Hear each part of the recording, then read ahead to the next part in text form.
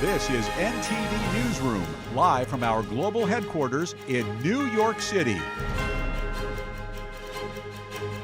We have some breaking news for you. President Donald Trump just posted on Truth Social that he is raising the tariff on China to 125%, and that is effective immediately. Now, Trump said, quote, "Based on the lack of respect that China has shown to the world's markets, I'm hereby raising the tariff charged to China by the United States of America to 125%, effective immediately." At some point, hopefully in the near future, China will realize that the days of ripping off the USA and other countries is no longer sustainable or acceptable. Trump also awards a 90-day pause to the over 75 countries that have reached out to negotiate with the U.S. He's lowering the reciprocal tariff during this period of time to just 10%, and that's also effective immediately.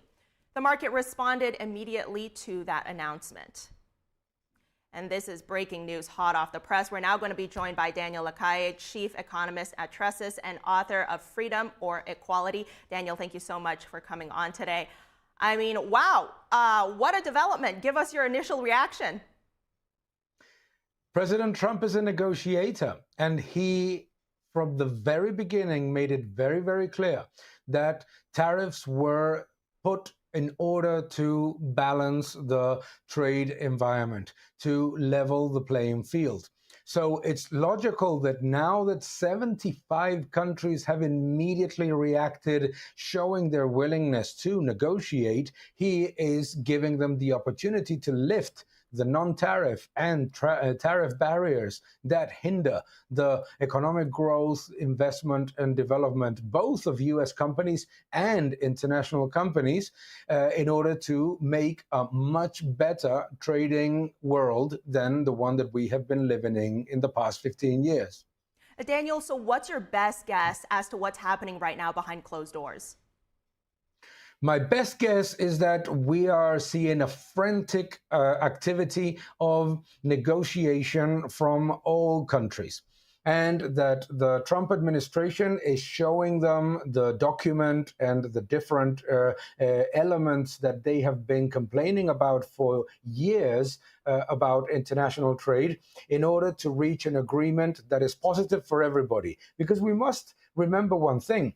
A lot of the things that the Trump administration demands from its trading partners are things that the businesses in those countries are demanding as well, like in the European Union. There is nothing that the European Union leaders, including the ex-president of the ECB, Mario Draghi, are demanding about internal trade barriers that are not demanded as well by the Trump administration. So basically, what we can get to is a negotiation that leads us to a better, more free trading world than the one that we have been living in. In the case of China, it's completely different, because this is not just about trade. It's about geopolitical concerns. It's about the bans on technology companies in China. It's about the restrictions to investment, and it's about property rights as well. So there's a lot more that needs to be dealt with in the particular case of China, which obviously decided to retaliate, and that was a bad mistake, because what we are likely to see is that a tremendous number of other countries are going to immediately announce a literally flood of trade deals very, very quickly. And you're right, the situation with China is different than other countries. We'll get back to China in a moment, but I want to keep talking about the fact that before this announcement that just happened, 20 minutes ago from Trump, we were starting to see this divide between countries that were seeking talks and countries that were retaliating or planning to retaliate. Now, a guest on the show yesterday, he said that at this point, Trump really holds all the cards. So now with this pause that the president has enacted, could we see countries that have wanted or have been retaliating, like Canada or maybe even the EU, could they be taking this chance to ultimately come to the table? Absolutely, because they only have two options: negotiate or lose. In the case of Canada, we have seen a completely different strategy from the government of Canada compared with the government of Mexico. And the government of Mexico perfectly understood that this is a negotiation strategy. and they have actually achieved much better results for the Mexican economy and for the US economy than the Canadian government that decided to go in an interventionist and protectionist way. In the case of the European Union, it's very positive to see that the European Union leaders have gone from announcing all sorts of interventionist measures to start to offer elements of improvement. All of that is likely to be positive, but there's a lot of ground to cover. This doesn't end with a small reduction in trade barriers in industry. It needs to reach farming, it needs to reach agriculture, it needs to reach the automotive sector. There's a lot to do, and I think that the Trump administration is working 24 hours, 7 days a week in order to get good deals quickly that are going to be good.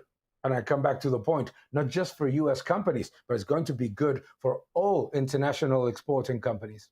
Well, Daniel, we just saw their huge jump in the stock market. Dow Jones jumped, NASDAQ jumped. Now, markets, they usually don't like big changes or this type of uncertainty. What do these jumps tell you? What these jumps tell me is that markets are way too, are taking a very pessimistic approach. It's led by the comments of investment banks and some Keynesian economists that are fear-mongering about a situation that anyone that has lived the reality of what President Trump has done in the past, the reality of the previous administration, the reality of the promises shows us, which is that what he is willing to do is to reach agreements, is to negotiate deals that are going to be positive for everyone and level the playing field. If everybody understood this, we would not have had the massive reaction of markets in the past days. However, unfortunately, in markets, we go from periods of excessive optimism, as we had at the end of 2024, to periods of excessive pessimism. And obviously, this creates opportunities for long-term investors, and that's why people with a long-term view were buying throughout the correction. Now, let's look at China again, Daniel, because according to Bloomberg, Amazon is canceling wholesale orders from China in order to avoid tariffs. And that was even before Trump just announced that 125% tariff that's effective immediately. Could this end up becoming a trend, do you think, that ends up isolating China from the global market as it ramps up this trade war against the U.S.? I think it's very clear. We have heard from Walmart, from Costco, from US Foods, from the largest distributors in the world that they are telling their Chinese suppliers, we are not going to accept price hikes from the tariff war. If they start a trade war and they come to a point in which the government is imposing retaliatory tariffs all the time, what ends up happening is that it doesn't make any sense because China has everything to lose. The trade surplus is so enormous with the United States. And what the Trump administration knows is that China has two Achilles heels. Number one is that the enormous overcapacity of the productive sector in China can only sell to the United States, which is the richest and the largest economy, and therefore the only way in which can address its second Achilles heel, which is its requirement to bring in an enormous amount of dollars in order to address the weakness of the local currency, the yuan. So China is actually playing with fire because what they're actually doing is creating a much more negative environment for its own companies. What China needs to do is to open its economy. Unfortunately, in the past 7-8 years, the Chinese economy has not been opening, it has been closing. So there is a very significant change in the pattern of trade in which now there is no benefit in terms of importing into the United States cheap goods, because ultimately those dollars that are going to the Chinese economy are used to try to shield away the Chinese economy and other of its trading partners from the US dollar and from the US financial system.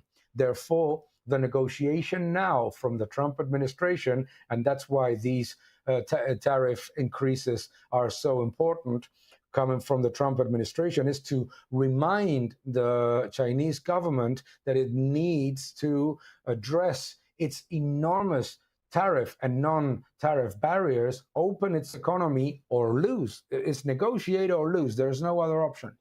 Negotiate or lose seems like that's a bit of President Trump's playbook right now. Now, Daniel, talk to our viewers out there. Some people, when they're hearing all of these things happening, all of these changes every day, they're spiraling a bit, right? But I've spoken to other economists. You know, they say stay calm, wait for a while, see what happens. The world's not ending just yet.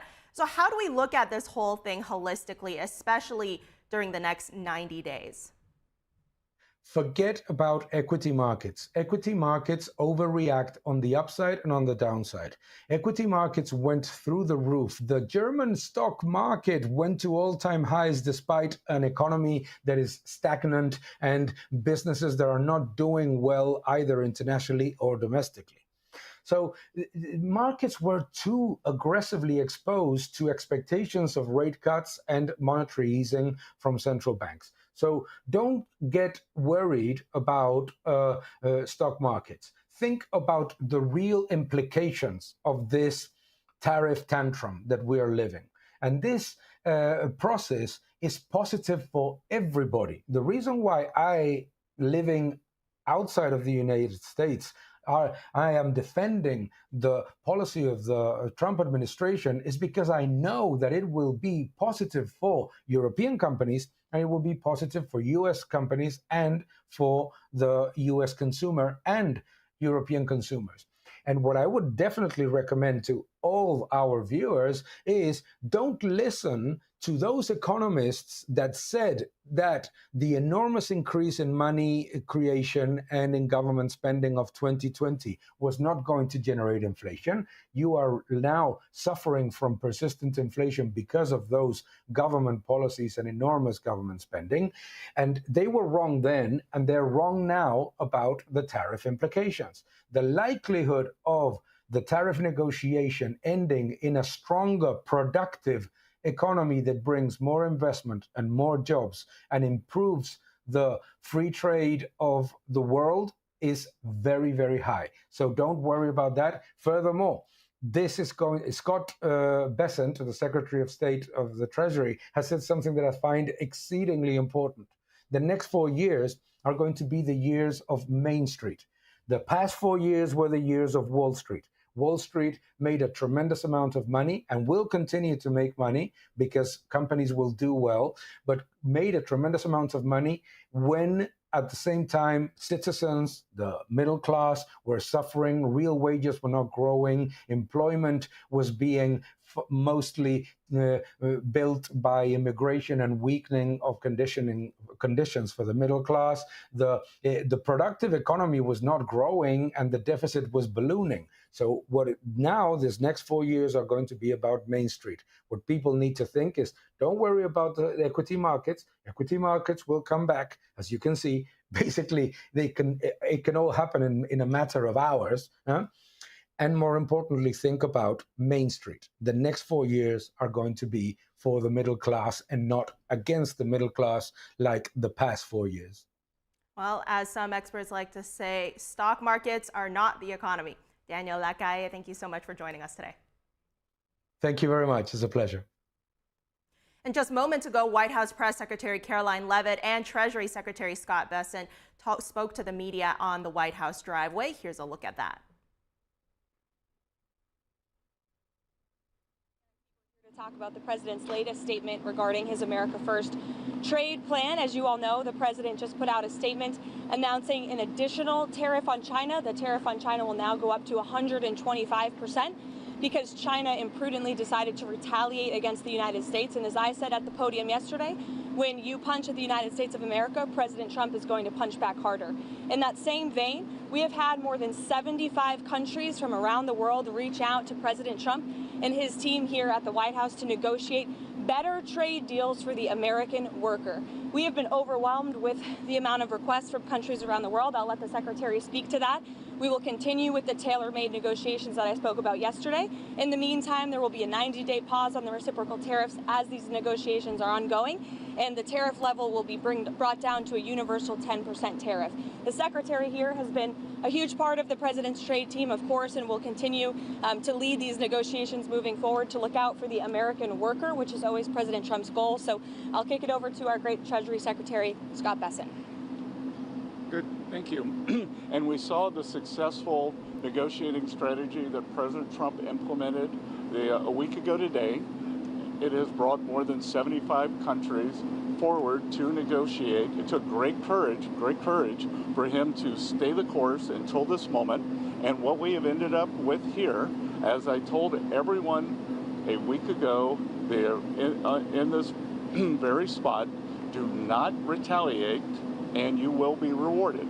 So every country in the world who wants to come and negotiate, we are willing to hear you. We're going to go down to a 10% baseline tariff for them, and China will be raised to 125 due to their insistence on escalation. Ed, go ahead. Treasury Secretary, thank you for doing this. Let me ask you three quick things, if I could, just for the sake of clarity, because the markets are open and they're wondering.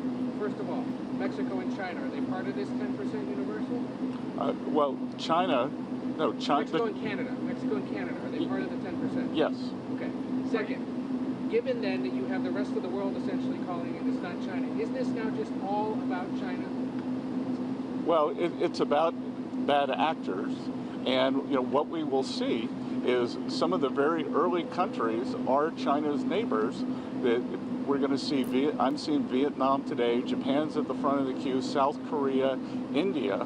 So we will see. And as I've repeatedly said, and President Trump has been saying it for years, China is the most imbalanced economy in the history of the modern world, and they are the biggest source of the U.S. trade problems. And indeed, they are problems for the rest of the world, because what we've seen is that as the U.S. announced a tariff wall last week, many of those goods have already started flooding into Europe. So as you see it now, this trade war is China versus the rest of the world? Well, I'm not calling it a trade war, but I am saying that China has escalated, and President Trump responded very courageously to that, and we are going to work on a solution with our trading partners.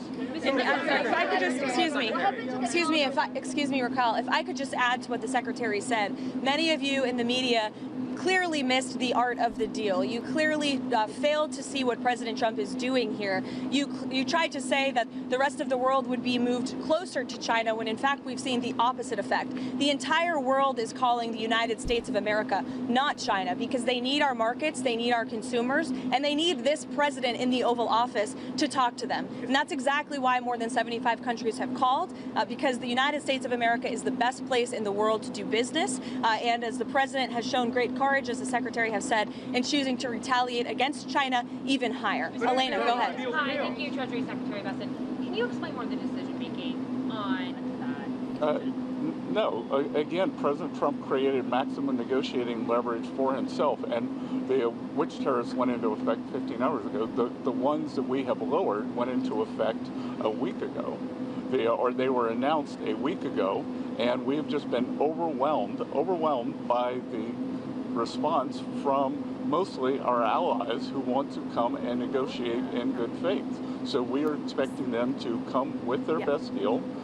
As I said a week ago today, don't retaliate, hold your ground, let's see what happens. And China, they kept escalating, and now they have 125% tariffs that will be effective immediately. Mr. Secretary, go ahead. Mr. Secretary, thanks so much for doing this. The 90-day pause on the reciprocal tariffs, is that because of the whiplash that we've been seeing across the financial markets? How much was, what we saw in the stock markets, a part of this decision? No, it's because because of the large number of inbounds. We've had more than 75 countries contact us, and I imagine after today there will be more. So it is just a processing problem. Each one of these solutions is going to be bespoke, It is going to take some time, and President Trump wants to be personally involved.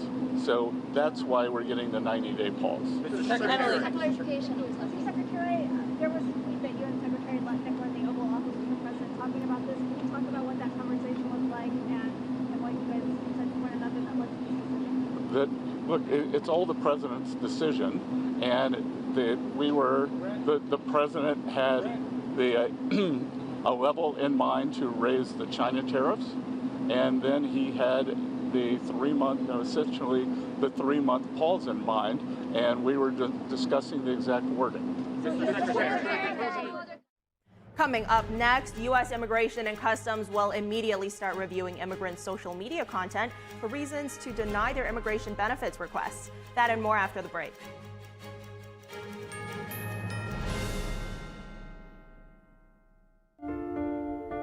What if kids in America didn't have to go to bed hungry tonight? What if our moms, dads, and grandparents could put healthy food on the table every day to help us grow strong? What if all of our friends and neighbors had fresh food too, and there was no hunger at all in America? And what if there was a way today for you to help? Call now or go online to helpfeedingamerica.org and give $19 a month, just 63 cents a day. So many of us don't have enough food to eat, but your monthly gift means families across the country and in your community can fill plates with food. Kids can get healthy meals year-round, even when school's out, and our neighbors can have fresh food. Food that moms, dads, entire families need to thrive. But right now, more people are facing hunger. Feeding America works from coast to coast with partner food banks, food pantries, and meal programs. It takes all of us to make that happen. Will you help too? Please call the number on your screen or go online to helpfeedingamerica.org and give just $19 a month, and we'll send you this free canvas grocery bag. It's our way of saying thank you for helping to end hunger for our neighbors. Because no kid, no mom or dad, nobody should go hungry in America. Nobody. So what if today was the day you could help nourish futures for our friends, our families, for all of us? Ending hunger is possible. What if we end it together? Call or give online today at helpfeedingamerica.org and your gift can be doubled. Thank you. My dad was a farmer, and when I saw him on a horse, the guy was bigger than life. One of the things that he had a hard time doing was showing the emotion. Maybe it was because the way he was raised, or believing that men provide and they don't struggle. But we all struggle. I want to show emotion to my kids. I want them to know when I'm happy, I want them to know when I'm sad, and I want them to see me working through things. The biggest reward I get from being a dad is watching my kids accomplish a goal, watching them light up. Nothing brings a bigger smile to my face. So I make my kids a priority. Whether it's hitting a baseball, a dance rehearsal, you name it, I'm there. They're gonna remember that they grew up loved. Be brave. Be there every day. And allow your kids to know that it's okay to struggle. That even dad doesn't know the answer sometimes, but we're gonna figure it out together.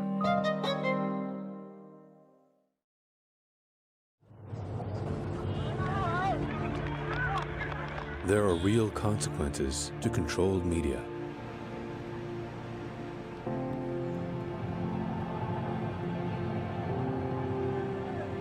And NTD's founders know them firsthand. Our freedom of thought is the price. This is the lesson that guides us in everything we do. So there's the tear gas there. We know the value of a free society.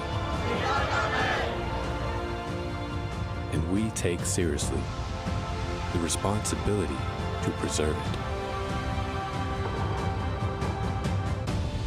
We are NTD.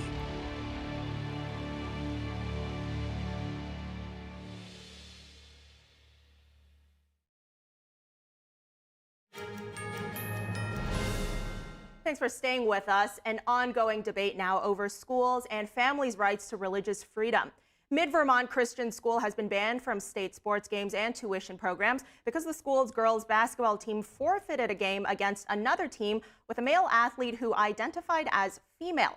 Now, Vermont officials say this goes against the official policy that allows boys who identify as girls to play in girls' sports.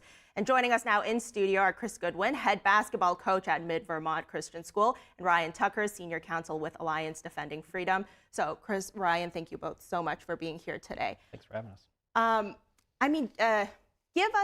Give us this story. What's been happening over the past 2 years that have now led you to the Second Circuit Court? Yeah, originally this started over 2 years ago where the state playoffs were coming up and we were seeded against another team who had a male athlete playing for them. Now, we had known that there was a male athlete playing for this other team halfway through the season. They weren't on our schedule, but it just happened that they were the team that we ended up playing in the playoffs. So we had already had previous discussions with our school, the administration, the coaches, the players, and their parents, and we had all agreed that because of our religious beliefs, we were going to pass on that game and forfeit and exit the tournament. And so what was the reaction to that from the state? Yeah, the reaction from the state was pretty immediate, and they removed us from all athletic competitions inside the state of Vermont moving forward, and we have not been allowed to play in the VPA Athletic Association for over 2 years now. Even up till now, you're not allowed to. We're not in right now either, unless the decision changes. And so is this limit, it's an indefinite limit, is that what you're saying? Yeah, indefinite until the courts decide that they want to end it and allow us back in. Then, this ban, it's not only for sports, right? This is also a funding thing that's also been going on. Yeah, the state of Vermont has been discriminating against religious schools in that state for years. In fact, this is our fourth lawsuit. The first three we won. We're hoping again the fourth time we will also succeed. But yes, there is an issue involving religious discrimination against the schools in the state where they're not letting religious schools participate in certain funding programs. And so it's not just funding, it's also, as Chris alluded to, it's a sports issue. And today that's what we were in the court for. So you say you've already won 3 lawsuits regarding this issue. On the funding side, but on the sports side, this is actually the first case of its kind to reach this higher court. Mid-Vermont's case was the first filed to have a religious school be, as Chris noted, kicked out entirely for all sports. That's just unheard of, it's insane, and it's unconstitutional, and that's why we were in court today. And tell us a little bit more about that. What happened today? Today we had a great argument before a 3-judge panel, the U.S. Court of Appeals for the Second Circuit, and there were a lot of great questions asked. We feel confident. The court asked a lot about the hostility that the state has shown against this particular school and what they've done. So we're cautiously optimistic, but we're going to have to wait and see how the court rules. Now, Chris, Ryan, let me read this statement to CNN from the Vermont Principals Association, kind of when this whole story broke. Now, they said, quote, Mid-Vermont Christian School has every right to teach its beliefs to its own students. It cannot, however, impose those beliefs on students from other public and private schools, deny students from other schools the opportunity to play, or hurt students from other schools because of who those students are. I want to get both of your takes on that statement. Chris? Yeah, we believe that God created boys and girls differently, and as an extension of that, there are physical differences as they grow into adulthood. So we see that from when they're born up until they're playing high school sports, there is a large advantage for male athletes. And we recognize that there's going to be competition that ends up being unfair and unsafe for our girls. And on that point, that's really kind of the basis of this, right? Is you cite that the issue here is fairness and safety for your players. So as a coach, when you're put in this situation, how are you feeling? I don't want to put my daughter, who plays for me as well, or any of the girls into a competition where I know that there's the possibility of them being injured or a higher probability of that. And I also don't want them to take the field or the court knowing that they really don't have a chance to even compete and win at that game. On the safety side, I've seen 2 concussions in my time coaching for the varsity level 10 years and even before that at different camps and other levels. And I've seen 2 concussions, one where a girl hit her head on the floor and she received a concussion from that. And the only other one I've ever seen is from the same team that we forfeited against, the male athlete hitting another female player on the head, and she received a concussion, a brain injury, and she was out for 3 weeks of the season. So there's just a higher probability of that happening when you have male athletes competing against female athletes. And it's also, it's horrendous because constitutional rights are in play here. These are, quite simply, the school believes that boys are boys, girls are girls, and the state has a different view of that, doesn't like the religious beliefs, in fact, has mocked their religious beliefs, and as a result, kicking them out, and that's why we were in court today. I think the court's going to see that the hostile nature is problematic and unconstitutional, and hopefully score a victory for this great school. Ryan, go a little deeper on that, because that's another core issue here, is this discussion of constitutional rights. Right. This is a First Amendment case. The fairness and safety aspect are embedded with the religious beliefs. They look at everything through a biblical worldview, a Christian worldview. And so the state, as you read in that statement, doesn't like their beliefs. They've made that abundantly clear in our discussions with them. They never wanted this case to go to the courts. They tried to have a discussion with the state. The state said, no, you're kicked out entirely, not just your girls, but all of both middle school and high school athletics. You're shunned. And not only that, originally they kicked them out of the non-academic opportunities as well. So you have like a spelling bee, a geography or quiz bowl. They kicked them out of that as well. It wasn't until the district court judge forced them to allow them back in just for the non-academic stuff that they were able to even, to participate in those events this past spring. But this whole case is horrendous. We haven't seen anything like it in this particular space, in the religious school space. So we're confident, but we'll just have to wait and see how the court rules. So you're saying that despite this having been really a debate within an athletic environment, the non-athletic teams were also prohibited from state competitions? That's right. So when they were originally kicked out, the VPA, the Vermont Principals Association, includes both athletic events and also academic events as well. So when they were kicked out on the academic side of that to boot. Which is utterly insane. That came up today, actually, in the discussion at the courthouse. They eventually did, through a judge basically ordering it, they did allow them back in for that small piece. But in Chris's instance, on the athletic side, they're still out. Well, Chris, tell us more. How are your students and those students' parents now reacting to all of this? They're still very supportive. Obviously, they all agreed at the time to withdraw from the tournament and forfeit that game. But we're all just really disappointed as well. We feel like our rights are being impeded upon, and we feel like that we should be able to not have to compromise our religious beliefs in order to play basketball. And go deeper here, because as a school and as an educator, how are you talking to your students about this? Because regardless of the situation or how this ends up turning out, this brings up a great opportunity to talk about freedom of speech and freedom of religion. Sure. They're obviously very important. That's why they're in our Constitution.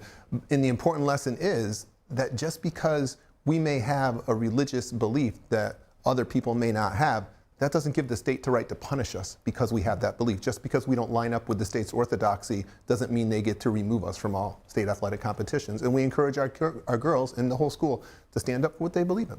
And that's always very important to keep in mind. Ryan, before we go here, what are you guys hoping to get out of this case in the Second Circuit Court? Well, we want them back in to the state-sponsored sports association. So we're hoping that the court's going to grant an injunction.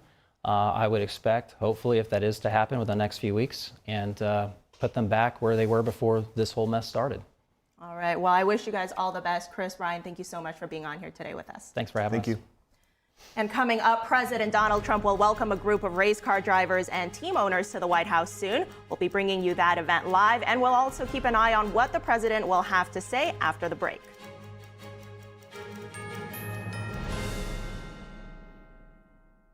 Hi friends, Richard Karn here. Now I'm known as the guy who can fix just about anything, but the technology in most appliances requires very special training to fix. My point is, even I know when I've met my match, and that's why my family has Choice Home Warranty.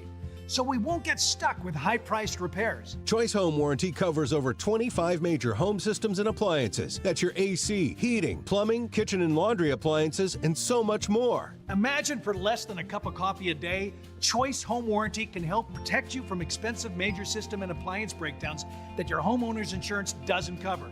but you have to call now before it's too late. Every homeowner should have Choice Home Warranty. Your homeowner's insurance is not going to cover your appliances. Washing machine, dryer, refrigerator, air condition. If I had any issues arise, they were able to take care of it immediately.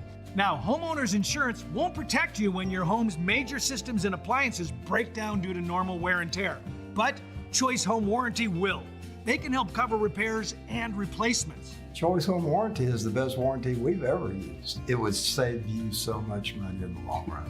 Hey, I'm not the only one raving about Choice Home Warranty. They were named a Best Home Warranty Company and Best Claim Service by U.S. News 360 Reviews. Call Choice Home Warranty now and get access to a nationwide network of over 15,000 technicians and the latest appointment setting technology so you'll know when they're on their way. If I have an issue with an appliance or something around the house, I just call up Choice Home Warranty and I don't have to worry about that. So, do what this old DIYer did and call Choice Home Warranty now before something breaks down. Tell them I sent you and get your first month free. Call Choice Home Warranty before it's too late and get protection for your heating, AC, plumbing, kitchen and laundry appliances, and more. Call for your free quote today. Call in the next 5 minutes and get your first month free. 800-360-6782. 800-360-6782. Where did the time go? Somehow I lost all those years. Where did the time go? I don't know how I got here. Or how did I get here?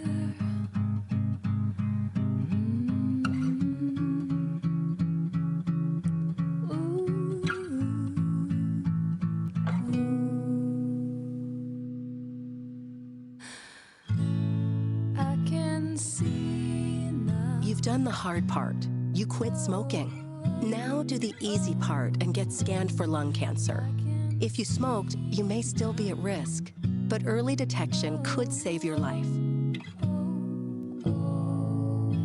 Talk to your doctor and learn more at savedbythescan.org.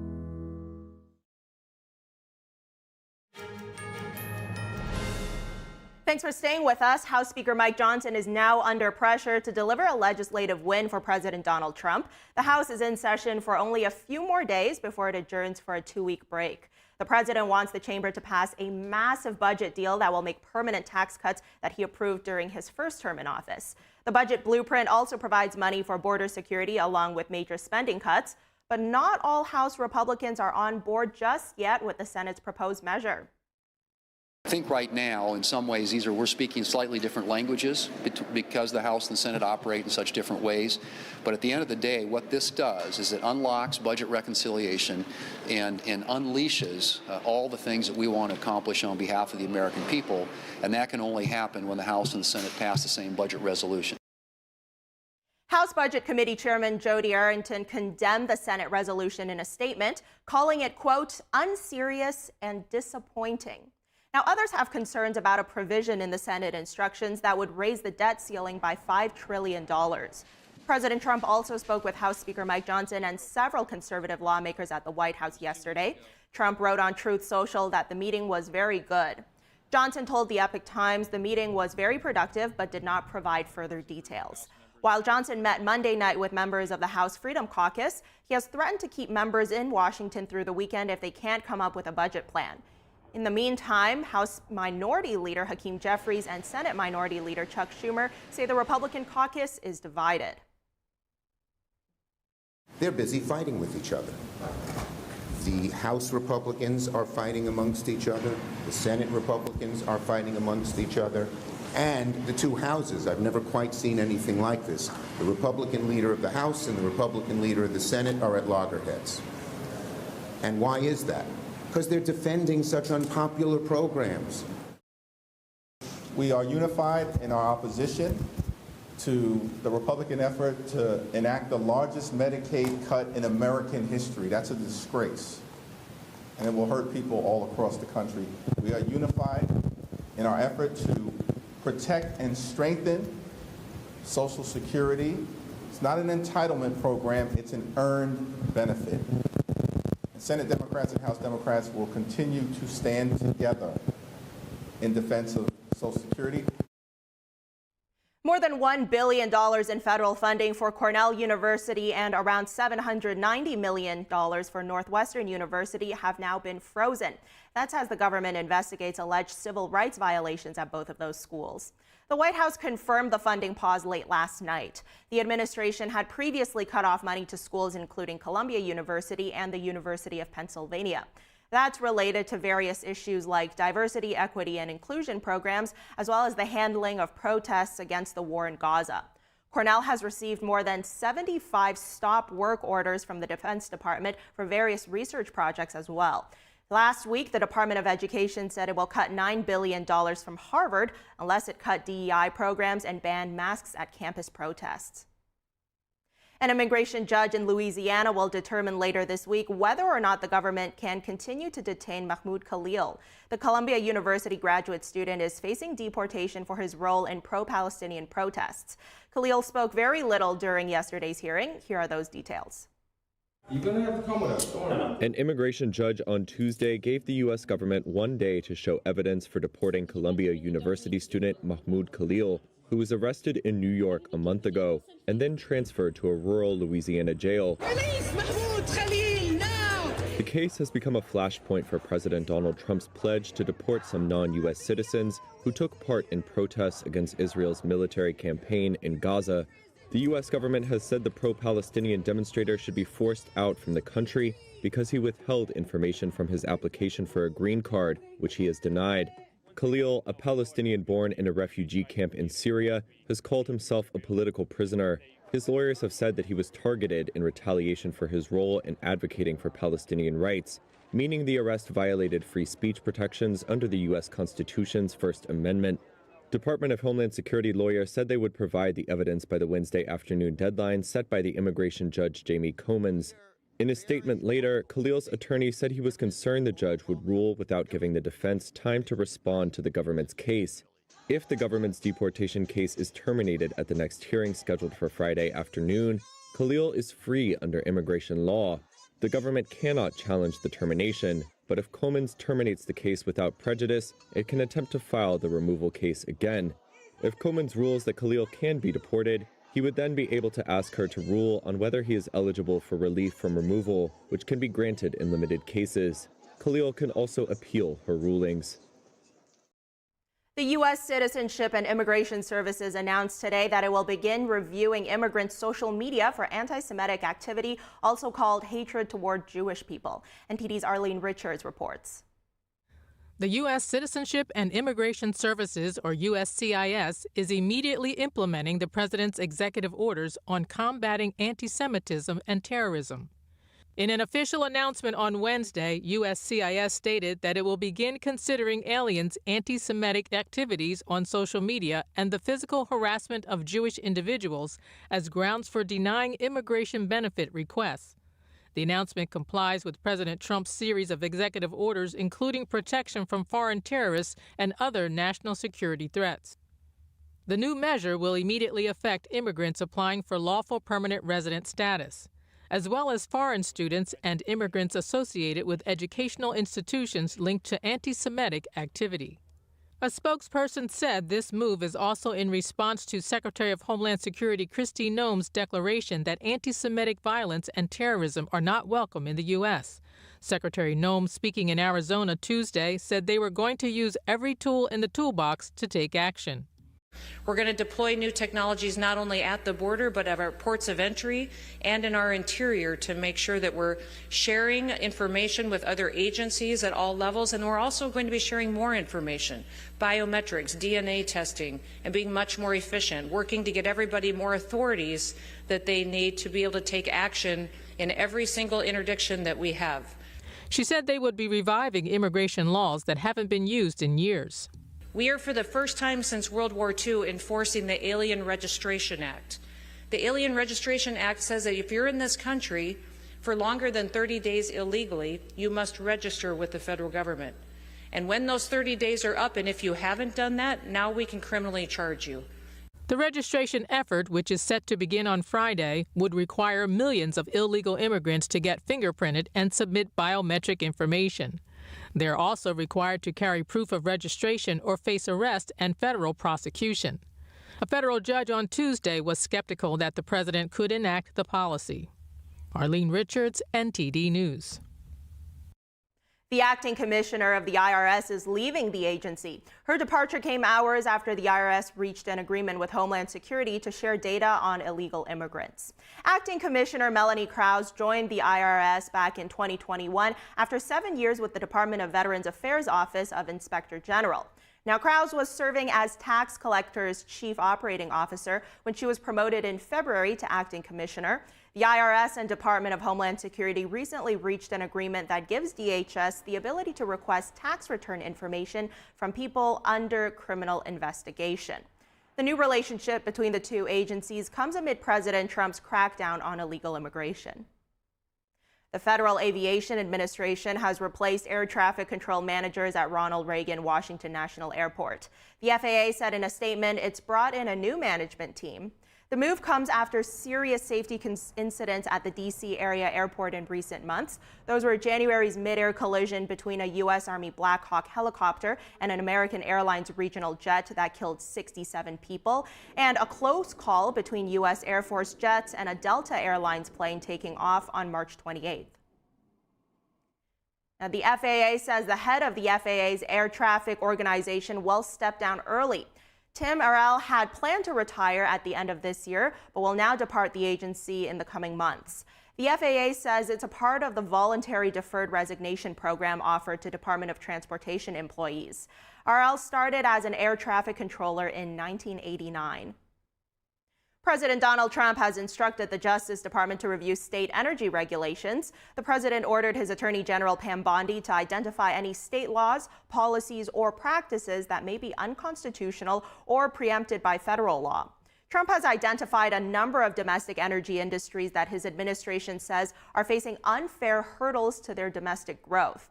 The president here cited oil, natural gas, coal, hydropower, geothermal, biofuel, critical minerals, and nuclear energy resources. That's quite a list. Trump's executive order yesterday read in part, quote, "Simply put, Americans are better off when the United States is energy dominant." Now, the order cited also, quote, "burdensome and ideologically motivated climate change or energy policies that threaten American energy dominance and our economic and national security." Moving on now, are sky-high egg prices the result of a conspiracy? The largest egg producer in the country says it's operating with a Department of Justice investigation. The DOJ sent Cal-Maine a civil investigative demand last month. The head of the department's antitrust division has said it will prioritize enforcement against anti-competitive conduct in U.S. consumer markets. According to USDA data, egg prices have declined in recent weeks from record highs. Nevertheless, wholesale prices are still up 60% from this time last year at $3 a dozen.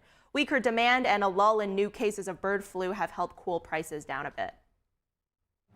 And up next, a renowned chocolate factory in Naples unveils a giant Easter egg. The sweet behemoth weighs in at almost 800 pounds. Stay tuned for that after the break.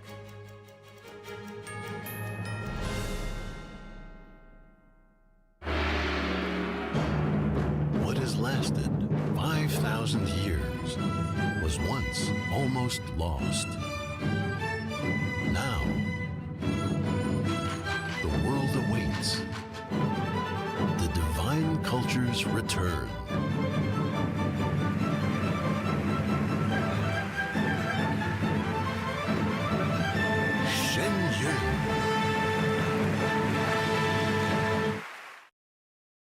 What if you could whiten your teeth by simply brushing your teeth? Now you can with Smile Actives, the teeth whitening breakthrough that safely gets your teeth white and keeps them white every day just by brushing your teeth. I never thought that whitening my teeth could be so easy. I just put the gel on the brush, the toothpaste on it, brush, and I can see my white teeth. Simply add Smile Actives to any toothpaste and our patented PolyClean technology activates into a powerful microfoam that penetrates into the enamel surface to safely lift and remove stains. You need a simple way to whiten your teeth. without strips, without trays, without going to the dentist. And it was about time that a product was developed that you would be able to do that with just brushing. And now, Smile Actives is even better with new Pro Whitening Gel with 33% greater whitening power, clinically shown to whiten teeth faster, up to 8 shades. 100% of users saw whiter teeth.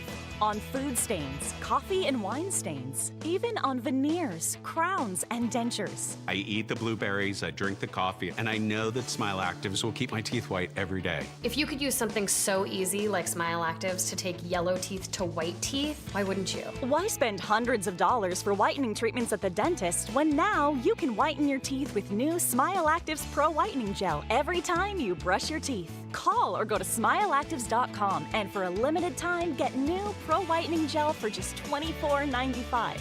Order in the next 5 minutes and buy one get one absolutely free for just $24.95. That's 2 for 1 and save 58%. We'll even include free shipping. Get your teeth whiter guaranteed or return it within 60 days for your money back. I smile every day now. The difference is literally night and day. So now I'm always smiling, always choosing, because now my teeth are much whiter. This offer is not available in stores, so call or click now before the special buy one get one free offer goes away.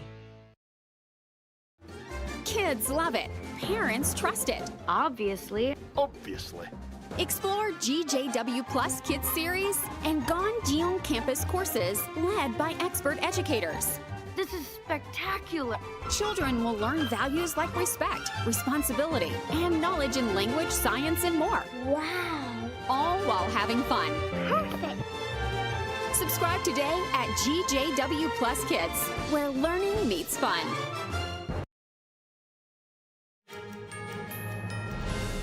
Welcome back. Secretary of Defense Pete Hegseth today warned a regional security conference of China's presence in the Western Hemisphere.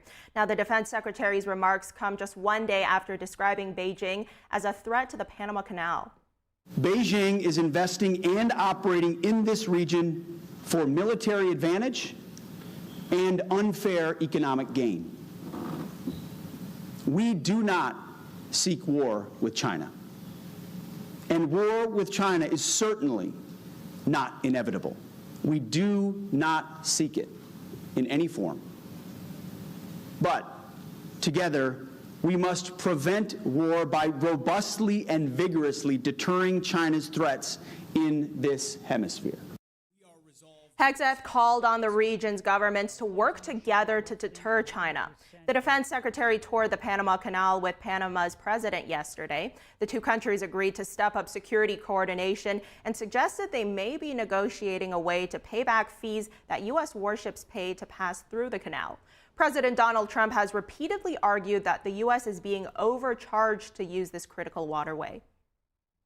Meanwhile, the Chinese regime is ramping up pressure on African officials. Chinese diplomats threatened to cancel an upcoming summit in China and called top officials in 2 African countries to pressure lawmakers to quit a group critical of China.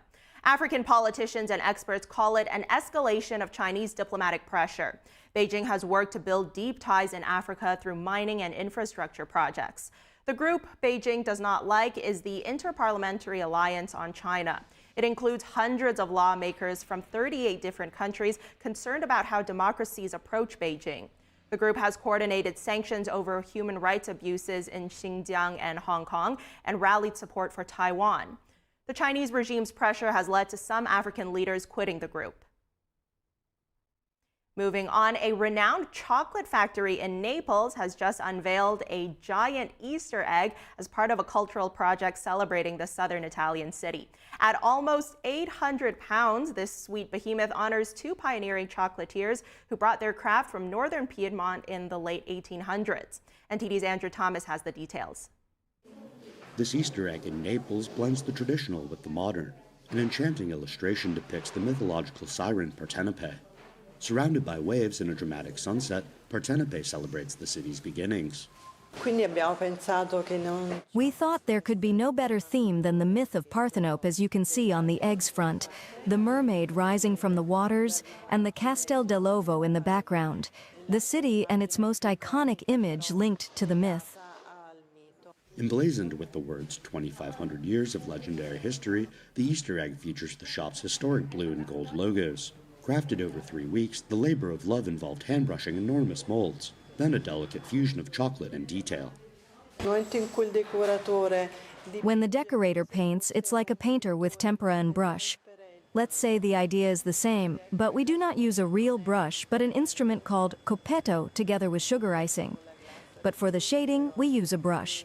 It takes a week for the final processing, so the egg takes about 20 days to process. Wealthy buyers will get a little something extra, but it's a secret. Even this egg has its surprise that is proportionate to the size of the egg, but we can't tell you what's inside. The price tag, around $13,000. Andrew Thomas, NTD News. Coming up next, the U.S. is moving forward with President Trump's orders to combat foreign terrorism. Today, it announced a new measure to monitor immigrants' social media activity. That story and more in the next hour. We'll be right back.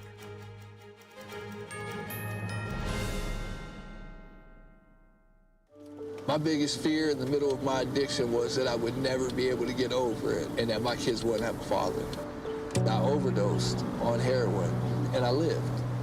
And I started thinking, you know what? This isn't my story. For the longest time, fear held me back from ultimately being who I wanted to. I found the fatherhood program, and it was one of the best decisions I've ever made in my life. My desire to change had finally outweighed my desire to stay the same. I felt powerless for so much of my life that it's important to me that my kids are empowered and truly believe that if they can think it, they can do it. I definitely had to become a better man to be a better father. For the first time, I finally feel like I'm exactly where I should be, where I want to be.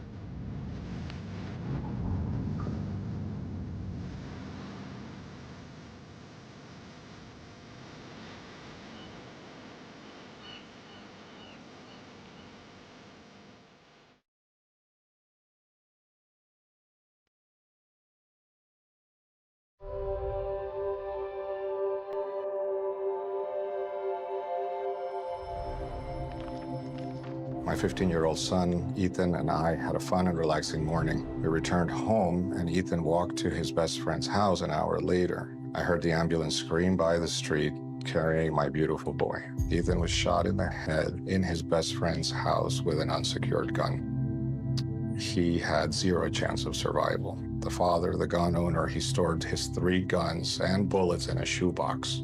How do you feel? That has to be the most horrific experience that a human could ever have. David, would you give any advice?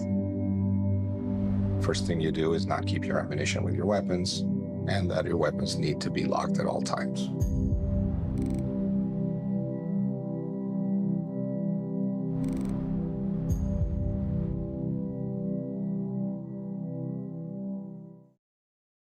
NTD News, the fastest growing independent news source in America, bringing you breaking news from around the world. Expert analysis, investigative reporting, and original award-winning documentaries. We're known for our uncensored China coverage you won't find anywhere else. We cover the stories that affect you and shape our world without the political noise. We report from the heart with you in mind. Watch us right here on NTD News.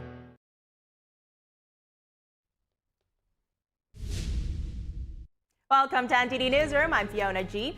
President Donald Trump raises tariffs on China to 125%, giving a 90-day pause for other countries who have reached out to negotiate. The market bouncing back immediately. U.S. Trade Representative Jamieson Greer testifies before a House committee. Republicans in some swing districts are wary of the tariff war and its impact on the 2026 midterm elections. The U.S. is moving forward with President Trump's orders to combat foreign terrorism. Today, it announced a new measure to monitor immigrants' social media activity.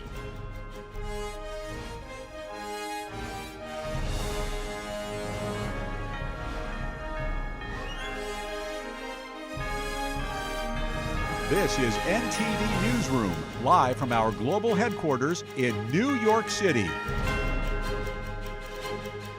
Starting off this hour with some lighter news, President Donald Trump is currently welcoming a group of race car drivers and team owners at the White House, and this is all ahead of his expected trip to the 2025 Daytona 500. Let's tune in. A good-looking couple of teams, too. They have a lot of courage, and we'll see you in a second. So, we're joined by the 2023-2024 NASCAR champion Ryan Blaney and Joey Logano. That's really fantastic, fellas. That's great. How fast do you get that car going, like as an example, on average? How fast will you About go 190. About 190, you can have it. I don't want to go, but 190, that's fantastic. And on a straightaway, you'll go how much? About 190, 200. About 190 to 200. Well, it takes a special genetic, you know that, right? It's genes. Not only it's genes, really. Most people couldn't do that. Very few people could do it. The 2023 and 2024 Indianapolis 500 winner, Joseph Newgarden. Hey, Joseph.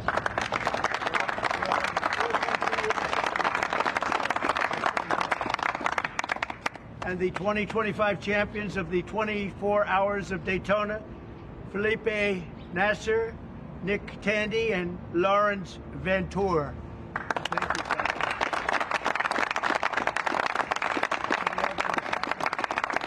so, this is just a celebration of racing, and it's a celebration of Roger and his great success and his life, and these incredible champions who really do what very few people could do. Mentally, psychologically, it's a big factor here, like it is in all sports, really, but you need a great physical ability. People that do this, they don't realize what great athletes they are. It's just not the car. I had a friend, he's a very successful guy, but he was a driver, and started off, he wanted to be a race car driver. He wanted to be like you. He wanted to be just like Joey Logano. and he had it for business, but he didn't have it for he said, I just couldn't compete with the good drivers. He couldn't do it, no matter what he did. And he got lucky. He went into business. He made a lot of money. He was very successful.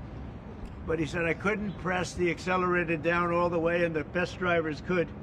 So there was just a difference. It was really, I never forgot that story. But these are great champions, and it's a great sport. And what you've done in Indianapolis also with the track and everything has been incredible. I mean, it's really incredible. People tell me it's been amazing. I'll have to get there. I'm going to have to get there maybe this year with you. But Open invitation. Well, thank you very much. Thank you. And we did Daytona. We went around the track in the Beast, what's called the Beast, with the thick windows and the whole thing. And you're not supposed to hear anything, but I heard the fans. They were going crazy outside. So it was a great honor. So I just wanted to welcome them to the White House, a special place, very, very special place. And we love champions, and these are the greatest champions in the world. These are the greatest champions in racing, and it's an honor to have you all. And thank you very much, all of you. Thank you very much. I wouldn't ride in that thing if you paid it. How fast will that go? 240 plus. 240. Yeah. That's unbelievable. That's a weapon. Two-time winner of the Indianapolis 500, consecutively, right? Yes, sir. So what the hell are you doing? What do you eat? A lot of milk. Drinking a lot of milk, hopefully. Okay, I'm going to take some. And that one is pure speed and endurance, right? Correct, sir. Speed and endurance. Is that car a very different car than, let's say, this one? Very different? Very different. Very different. Yeah. Made for... You gotta last so many hours. Right. And we all share the car, so three drivers. Totally different engine. Different engine. Everything's different. Everything. And you go, is it 24 hours? Yeah. That's a long time. And that car just, there's no let up, it's just constant, right? That's fantastic. Congratulations. That's endurance. Endurance is a big factor in life and success, I can tell you. So you guys have it. Well, thank you very much. Would you like to ask Roger or any of these champions any questions while we're here? Yeah. You started the morning saying be cool, and just a cool. few hours later, there was a pause put in on the tariffs. Can you walk us through your thinking about why you decided to put a 90-day pause? Well, I thought that people were jumping a little bit out of line. They were getting yippy, you know? They were getting a little bit yippy, a little bit afraid, unlike these champions, because we have a big job to do. No other president would have done what I did. No other president. I know the presidents. They wouldn't have done it. And it had to be done. What was happening to us on trade, not only with, you know, if you look at it, not only with China, but China was by far the biggest abuser in history, and others also, but somebody had to do it. They had to stop because it was not sustainable. Last year, China made $1 trillion off trade with the United States. That's not right. And now I've reversed it. It's for a short period of time, but we made $2 billion. We're making now $2 billion a day. And somebody had to do it. Roger actually said it. Charles Schwab was here a little while ago, one of the great financial people, and he said he's been waiting for 40 years for somebody to do what I did over the last month. And if you didn't do it, you wouldn't have a country. It wouldn't be sustainable. So I'm honored to have done it. And, you know, look, nothing's over yet, but we have a tremendous amount of spirit from other countries, including China. China wants to make a deal. They just don't know how quite to go about it. You know, it's one of those things they don't know how quite. They're proud people. And President Xi's a proud man. I know him very well. And they don't know quite how to go about it, but they'll figure it out. They're in the process of figuring it out, but they want to make a deal. And we have many other countries, as you know, many more than 75, and they all want to come, and they want to come here, or they'll go to Commerce, or they'll go to Treasury. We have our great senators here and congressmen. They'll call John, they'll do somebody, they'll go through somebody, but they're all calling, how do we do this? They all want to make a deal. Somebody had to do what we did, and I did a 90-day pause for the people that didn't retaliate, because I told them if you retaliate, we're going to double it. And that's what I did with China, because they did retaliate. So we'll see how it all works out. I think it's going to work out amazing. I think that our country is going to be at the end of a year or shorter, but I think we're going to have something that nobody would have dreamt possible. A man like Roger Penske, I don't want to get him in trouble with China, so I won't, but he would know that you have to, someday you have to cut the bow and you have to do what you have to do, right, Roger? And that's what I did, and I'm very happy to have done it. Mr. President, the Prime Minister of Greece just told Breitbart's Matt Boyle that he thinks absolutely the European Union and the United States could work out a trade deal that's win-win and, quote, mutually beneficial to both sides. What do you think about the Prime Minister's comments, and do you think a deal could be struck with the European Union? First of all, I know him. He's a good man, and I appreciate his comments. Yeah, a deal can be made with every one of them. A deal's going to be made with China. A deal's going to be made with every one of them. And there'll be fair deals. I just want fair. They will be fair deals for everybody. But they weren't fair to the United States. They were sucking us dry, and you can't do that. You know, we have $36 trillion of debt for a reason. We don't have it there for fun. They have it for a reason. And people took advantage of our country, and they ripped us off for decades. I've been thinking about this for decades. If you ever saw me on television, I was young like these guys. And it was the good old days, I'll tell you, Roger. But I was like these guys, young, and I was talking about it. Nothing changed, and nothing was done about it. Then I did it. In my first term, I did it, and did it well. We took in hundreds of billions of dollars from China and others, and I started the process, but then we had to fix up from the COVID mess caused by China. We had to fix up from that, and we did a good job of doing it. And when we handed back the reins after a rigged election, and when we handed back the reins, the stock market was higher than it was before COVID coming in. So, you know, we did a great job, but we didn't have time to do the big thing, which we're doing now. And it's, it's like a patient is sick, you have to do surgery. Patient is very, very sick. And Joe Biden handed us over a country that was in very serious trouble, economically and in every other way. They let China run away with things. They let other countries run away with things. And maybe worst of all, in a certain way, is what they did at the border. We had people pouring into our country by the millions. Many of them were murderers and drug lords and thieves and people from prisons from all over the world. And there were people from mental institutions, insane asylums. They were taking their mentally insane and they were dumping them into our country. And I'll tell you, Tom Homan and Kristi Noem are doing a fantastic job in removing them. And now the courts, the Supreme Court just gave us numerous good rulings where we have to be able to get them out. You had other judges trying to take over the system. And think of it, they take over, they want these people coming back, Tren de Aragua from Venezuela, the Venezuela jails that cut off the fingers of a man in Colorado. They cut off his fingers because he called the police looking for help. They said, "Did you call the police?" He said, "Yes, I did." "Put your hand down," and they cut off the fingers. This is what they want to bring these people back now. And I want to thank the president of El Salvador for the job he's done, because that's the way it has to be done. It's too bad. Yeah, please. Chuck Schumer and Nancy Pelosi, they've been talking about tariffs for decades. How come when these Democrat elites want tariffs, everything's hunky-dory, but when President Trump wants tariffs, all hell breaks loose? Do you see this double standard? I love this guy, whoever the hell that is.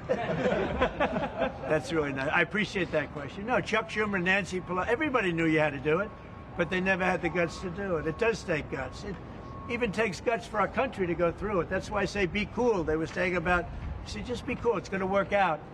It's going to work out, and it's working out. I can tell you, working out maybe faster than I thought. But I said it's going to take a little conditioning. It's a transition to. It's really, I think it's a transition to greatness. It's going to be greatness.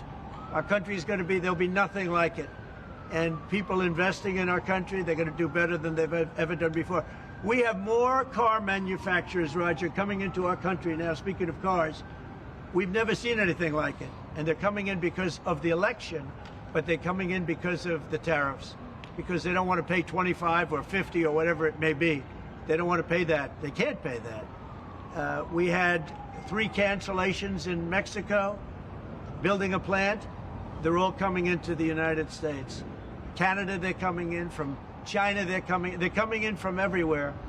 And that's just cars. We have chip makers come. We're the biggest chip maker in the world from Taiwan, coming in, spending $3 billion to build plants, and mostly a big plant. This is a hell of a plant when you spend the kind of money there. They're going to go $200 to $300 billion, not million. You know, you'd say million would be the right number. It's not.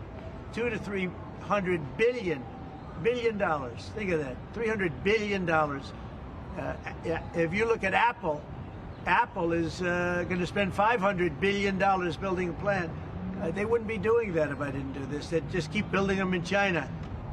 And that's unsustainable. It's not a pleasant thing to do, but I appreciate the question. And, you know, interestingly, Chuck Schumer and Nancy Pelosi, Crazy Nancy, they've wanted to do this for years, but they never had a president that had the guts to do it, because it does take guts, believe me. Was it the bond markets that persuaded you to reverse course? I was watching the bond market. The bond market is very tricky. I was watching it, but if you look at it now, it's beautiful. The bond market right now is beautiful.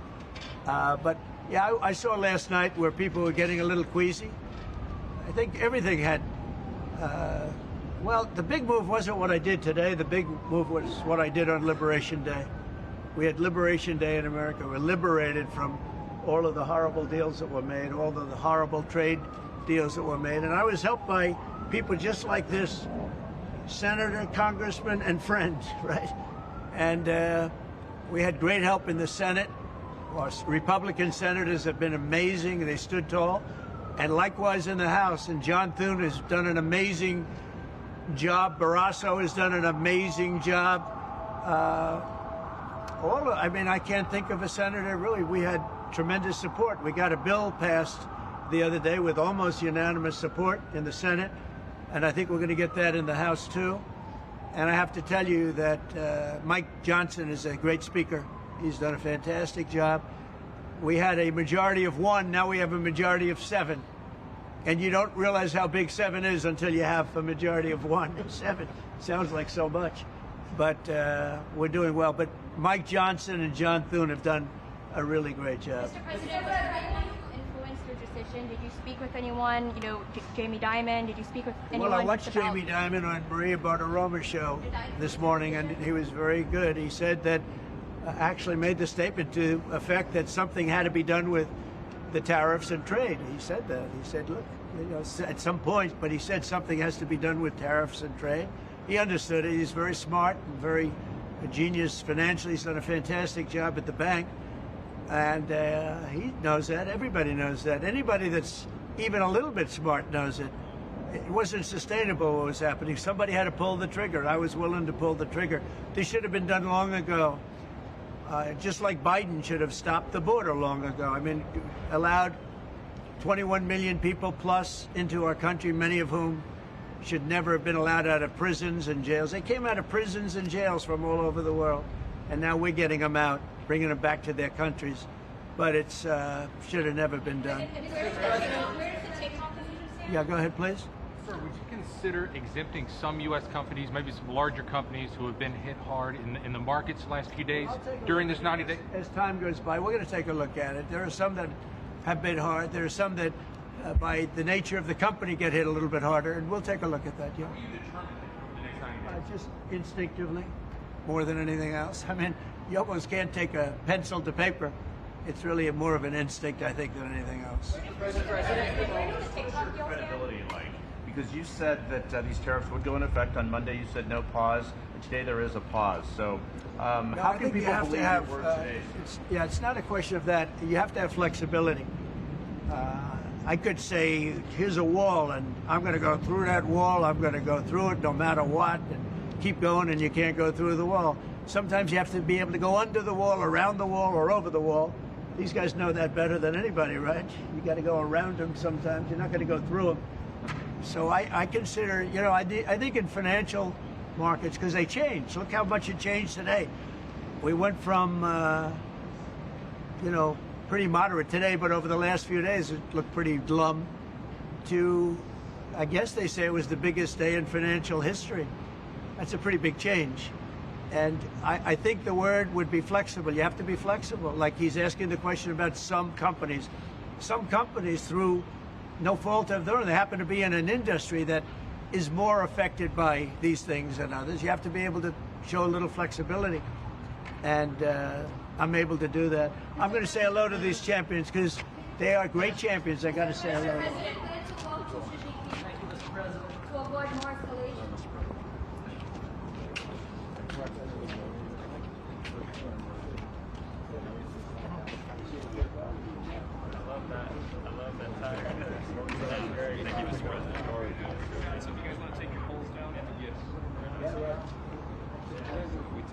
A live look there at President Donald Trump, shaking hands, greeting those race car drivers and team owners. Got those really fancy race cars out in front of the White House as well. Also took a lot of questions from reporters, mostly about these big changes he's been making in terms of his tariff policy, especially that big announcement we just heard around an hour ago about that pause in tariffs for a lot of countries. Now, moving on, stock market bounces back after President Trump makes that announcement of a 125% tariff on China earlier today. And joining us now live is NTD's White House correspondent Iris Tao. Iris, tell us more about all of this. Good afternoon to you as well, Fiona. So as we heard just now, President Trump himself touted about what he calls the biggest day in financial history as the stock markets really soar after his announcement that he's going to drop his reciprocal tariffs for most trading partners from what they were when they announced it last week to now a 10% baseline tariff, but all except for China, who chose to retaliate and is now facing a punishment of an 125% tariff, which Trump announced just about an hour ago.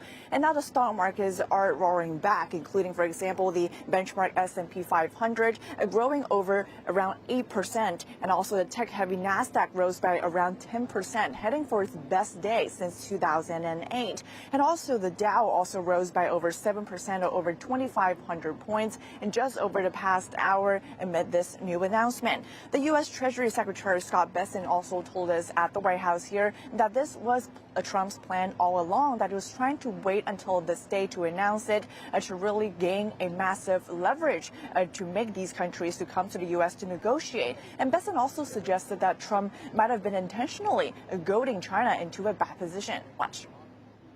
This was his strategy all along, and that, you might even say that he goaded China into a bad position. They responded. They have shown themselves to the world to be the bad actors. And we are willing to cooperate with our allies and with our trading partners who did not retaliate. It wasn't a hard message. Don't retaliate. Things will turn out well.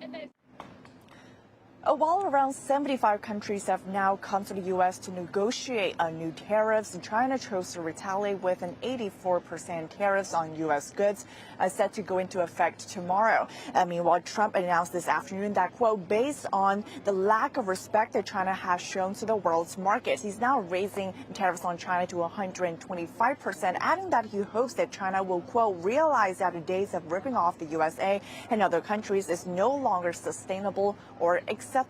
And that we also heard from him just now at that event at the White House, that he says China is the biggest abuser in history, adding that it's been sucking the U.S. dry when it comes to treating the U.S. unfairly in trade. And White House Press Secretary Caroline Leavitt today told us at the White House that she thinks a lot of the media outlets have not understood what President Trump has been trying to do, that they clearly, quote, miss the art of deal by President Trump, as they predicted that the new tariffs would pull countries away from the U.S. and closer to China. But now she says the reality is showing the opposite. Watch.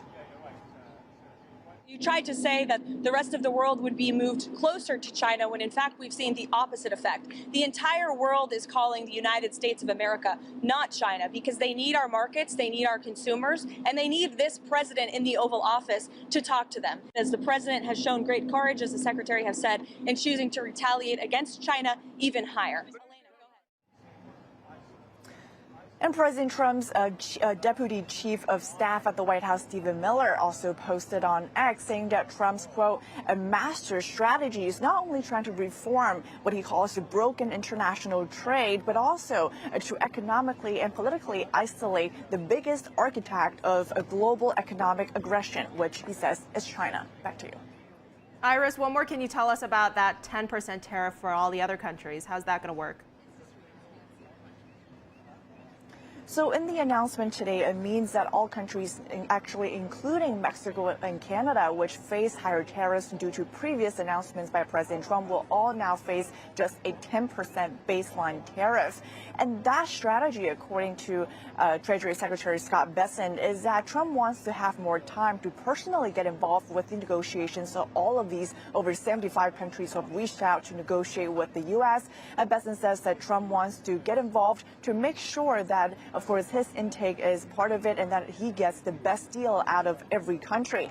And also, we know that Trump himself said that out of the 75 countries who have now come to make a deal, he says it's really part of the process to liberate the U.S. from bad deals made over the past few decades. So that, again, goes back to his first announcement last week, touting this as Liberation Day when he first announced the reciprocal tariffs. And now he's saying that the whole process is part of his plan to liberate the U.S. from bad deals. Fiona. Iris Tao, thank you for the update. And we're going to stay on this topic of those tariffs. Joining us now is Michael Busler, professor of finance at Stockton University and public policy analyst. Michael, always great to see you. Give us your initial thoughts here. What do you think of that? I'll tell you, this is exactly what I expected to happen. Remember, Trump got into office. He took a look at all these trade deals. They're all slanted in favor of our trading partners and to the detriment of the U.S. We charged basically a 2.5% tariff on everything, Everybody else charges way more. China, 25%, the European Union, 10%, plus their value-added tax. India, on some products, charges as much as 100%, and you saw that big list. So what did Trump want to do? As a business person, he wanted everybody to come to the table. Now, everybody was reluctant to come to the table because they were in a very favorable position. So when that happens, a business person, two things he does. One, you try to deal from a position of strength and you create a sense of urgency. By putting on tariffs on everybody, and some fairly high, that put the U.S. in a strong position. Now they have to come to us. And by putting the tariffs on, saying they're going to take effect immediately, it created that sense of urgency. President Trump wants free and fair trade. So he'd like to trade with everybody where all of the tariffs are the same, whatever they turn out to be. I'm a free market economist, as low as possible, even zero if that's possible. But he wants everybody to deal reciprocal tariffs on the same page. And he also wants them to take off all of these quotas that they put on. Canada, you know, they say, well, look, we're not hurting your dairy farmers. You can import here. You can import up to a certain amount with no tariff. Once you go over that, they place 100%, in some cases a 200% tariff. So he wanted to bring everybody to the table immediately, and he wanted to deal from a position of strength. It's exactly what happened. They're all coming to us. I think almost half the countries in the world have approached the U.S. about making better trade deals. Now, everything's okay except with China.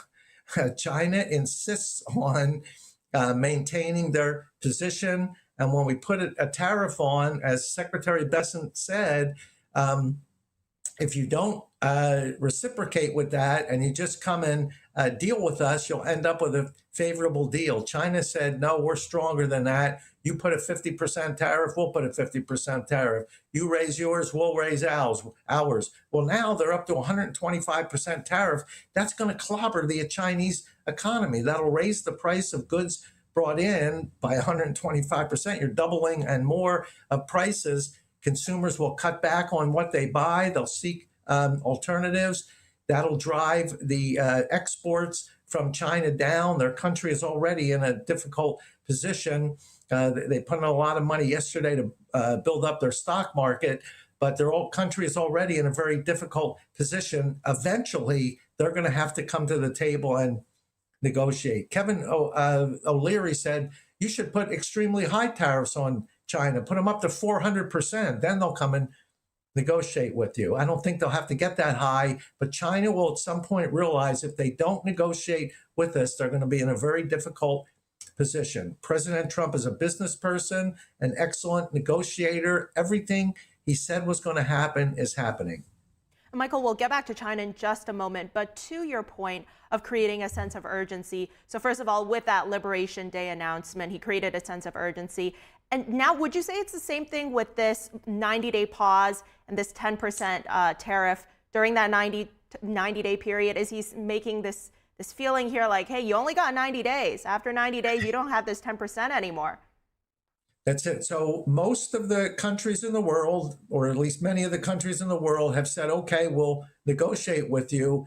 Trump doesn't have enough people to negotiate with all of them very quickly. So he said, look, I'll give 90 days. In 90 days, it's enough time for all of you to come and negotiate. He's going to try to have as many trade deals with as many countries as possible. If countries haven't come within that 90 days, he'll go back to raising tariffs again. So he gave everybody a little breathing room, which is an excellent negotiation tactic. Now suddenly they feel like they kind of owe you something. So as long as they come and negotiate and end up coming up with something that's fair, it'll be better for them, much better for the U.S., and the entire world's economies will improve. And on these raised tariffs on China, do you think he's also setting an example here to some countries who might be hesitating to come to the table? He's doing that. And he's also saying to China, look, you sell hundreds of billions of dollars to the U.S. and you don't allow us to sell hardly anything. You have 1.2 billion people. We can't sell our products there. We can sell only a very little. if you don't come to the table, we're going to keep these extremely high tariffs, which will clobber you. And other countries, if you don't come to the table and negotiate, we'll do the same thing to you.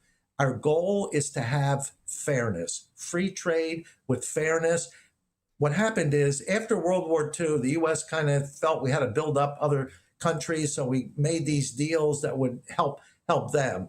Well, that was okay in the 40s, the 50s, the 60s, but by the 70s, everybody was doing okay. So we should have reversed that and gone to a more fair trade policy. Every president, who practically all of them, mentioned we should do this, and nobody did anything. President Trump is the first president and maybe the only one who could possibly have done this, and he's not wasting any time. He wants to get this done immediately and get this fixed as soon as possible. So yes, China will have to come to the table, and this will be a message to the other countries that if you don't come to the table, that's how we're going to treat you. It will clobber your economy.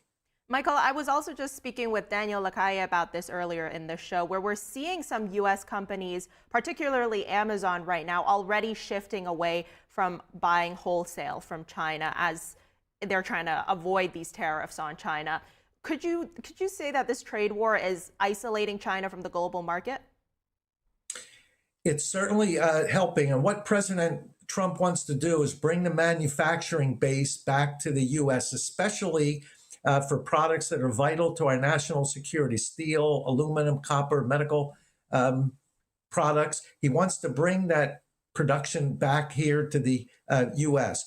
So Amazon said, look, we're not going to buy from China anymore. We'll have to source these products within the U.S. That'll give U.S., some even small businesses, more opportunity to sell to Amazon. And that's the idea of this, to try to build up the manufacturing base where made in America means something. You know, there's a perception that the foreign-made cars are better than our cars and foreign products are better than ours. We want to change that. We want the made in America to be something that people feel is a high-quality product and they can rely on, and Americans can be proud to say this product was made in America and I bought American goods. All right, Michael, so before we go here, give us a forecast. What kind of response are you expecting, not just from Beijing, but any other countries in the next 90 days? Could we see some permanent concrete deals? You're going to see a lot of permanent concrete deals that will boost the stock market. So most of these countries realize that Trump is serious. We've got to get this back to a level playing field. And if you don't come, you're going to be in a lot of trouble. In the next 60 to 90 days, you're going to see a whole lot of trade agreements signed with a lot of different countries that boosts the U.S. position. It will also help the other countries' position. This is a win-win. China will eventually have to come and negotiate before their country goes into a severe recession or worse. I expect them to come to the bargaining table within that 90-day period also. All right. Well, it's going to be an exciting 90 days. Michael Busler, thanks so much for joining us. My pleasure, Fiona. When we come back after the break, we'll be speaking to a legal expert on a recently passed bill in Colorado that could separate parents from their children if they don't toe the line on certain transgender-related issues. That and more after the break. And the Federal Aviation Administration replacing air traffic control managers at Ronald Reagan Washington National Airport. That and more right after the break.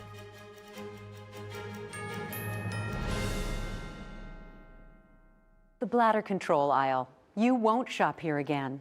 Your private business is your own. The constant struggle is over. Now there's a better way. It's HDIS. We home deliver bladder control products. We understand how you feel. For over 25 years, we've home delivered to many of the 20 million Americans who deal with incontinence. We offer all brands. We pay shipping and use plain, unmarked boxes. If we can help you or someone you care for, call for your free product sample pack and $45 in money-saving coupons. Our counselors will help you choose the right product. And unlike stores, we're always in stock. You'll get what you need. Satisfaction guaranteed. HDIS, the better way. For your free sample pack with your free catalog, $45 in money-saving coupons, and free product samples, call 1-800-701-6159. That's 1-800-701-6159.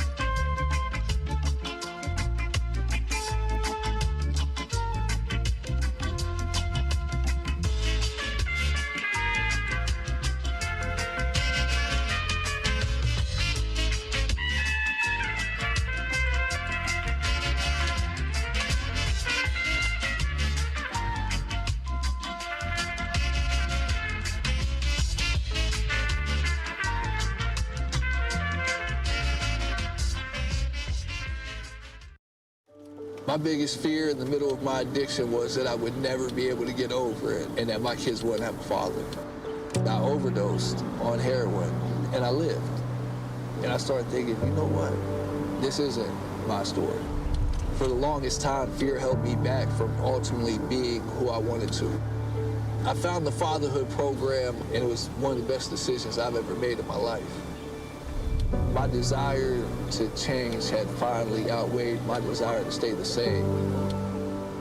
I felt powerless for so much of my life that it's important to me that my kids are empowered and truly believe that if they can think it, they can do it.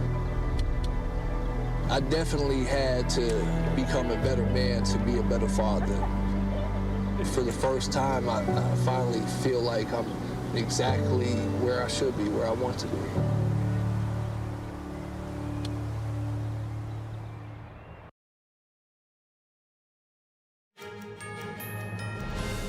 Welcome back. The Colorado House of Representatives passed a bill on Sunday that relates to parental rights over their children regarding matters of gender ideology. Here's what Representative Jarvis Caldwell had to say the day after the bill passed.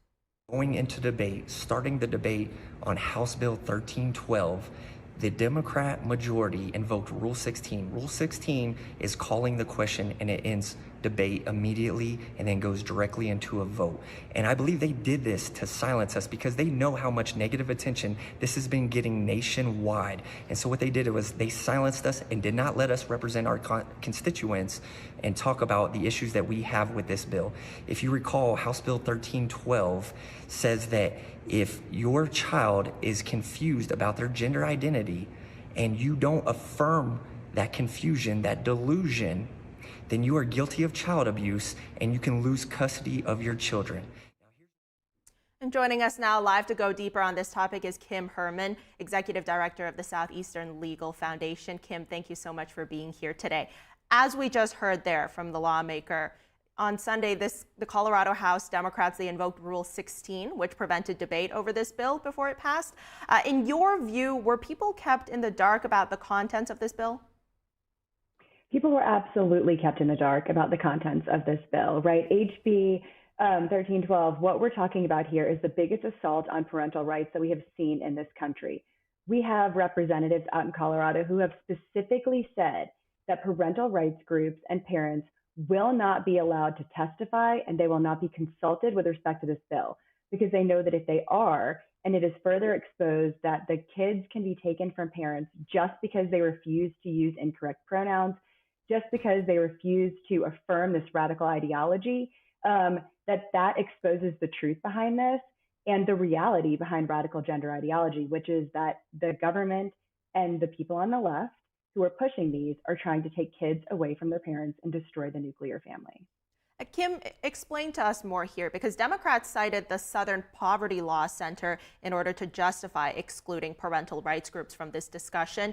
Expand on that. What is the Southern Poverty Law Center's self-named hate map, and how exactly did parental rights groups get included onto it? Yeah, so the SPLC's hate map is just a way for left and very, very liberal organizations to attack those who disagree with them politically.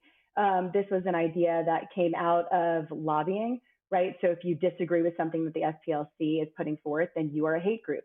We have seen groups like Moms for Liberty. We have seen Catholic organizations. There are many, many organizations. I know Tyler O'Neill details this out in his book. But if they don't like what you're saying and they disagree with you, then they put you on a hate map. And so it shuts down all discussion that you can have and all part of a conversation. But in reality, we need to be hearing from parents on this, because what this bill does is it actually turns exercising your parental rights into child abuse, when in reality, cutting off perfectly healthy body parts of children, giving them puberty blockers that will sterilize them, taking them away from loving homes where parents only want the best for their children, that is the child abuse here. And let's look a little bit deeper at the details of this bill itself. You've already touched on some of this, but essentially, in summary, this HB 1312, it defines coercive control as including dead naming, misgendering, or threatening to publish material related to an individual's gender-affirming healthcare services.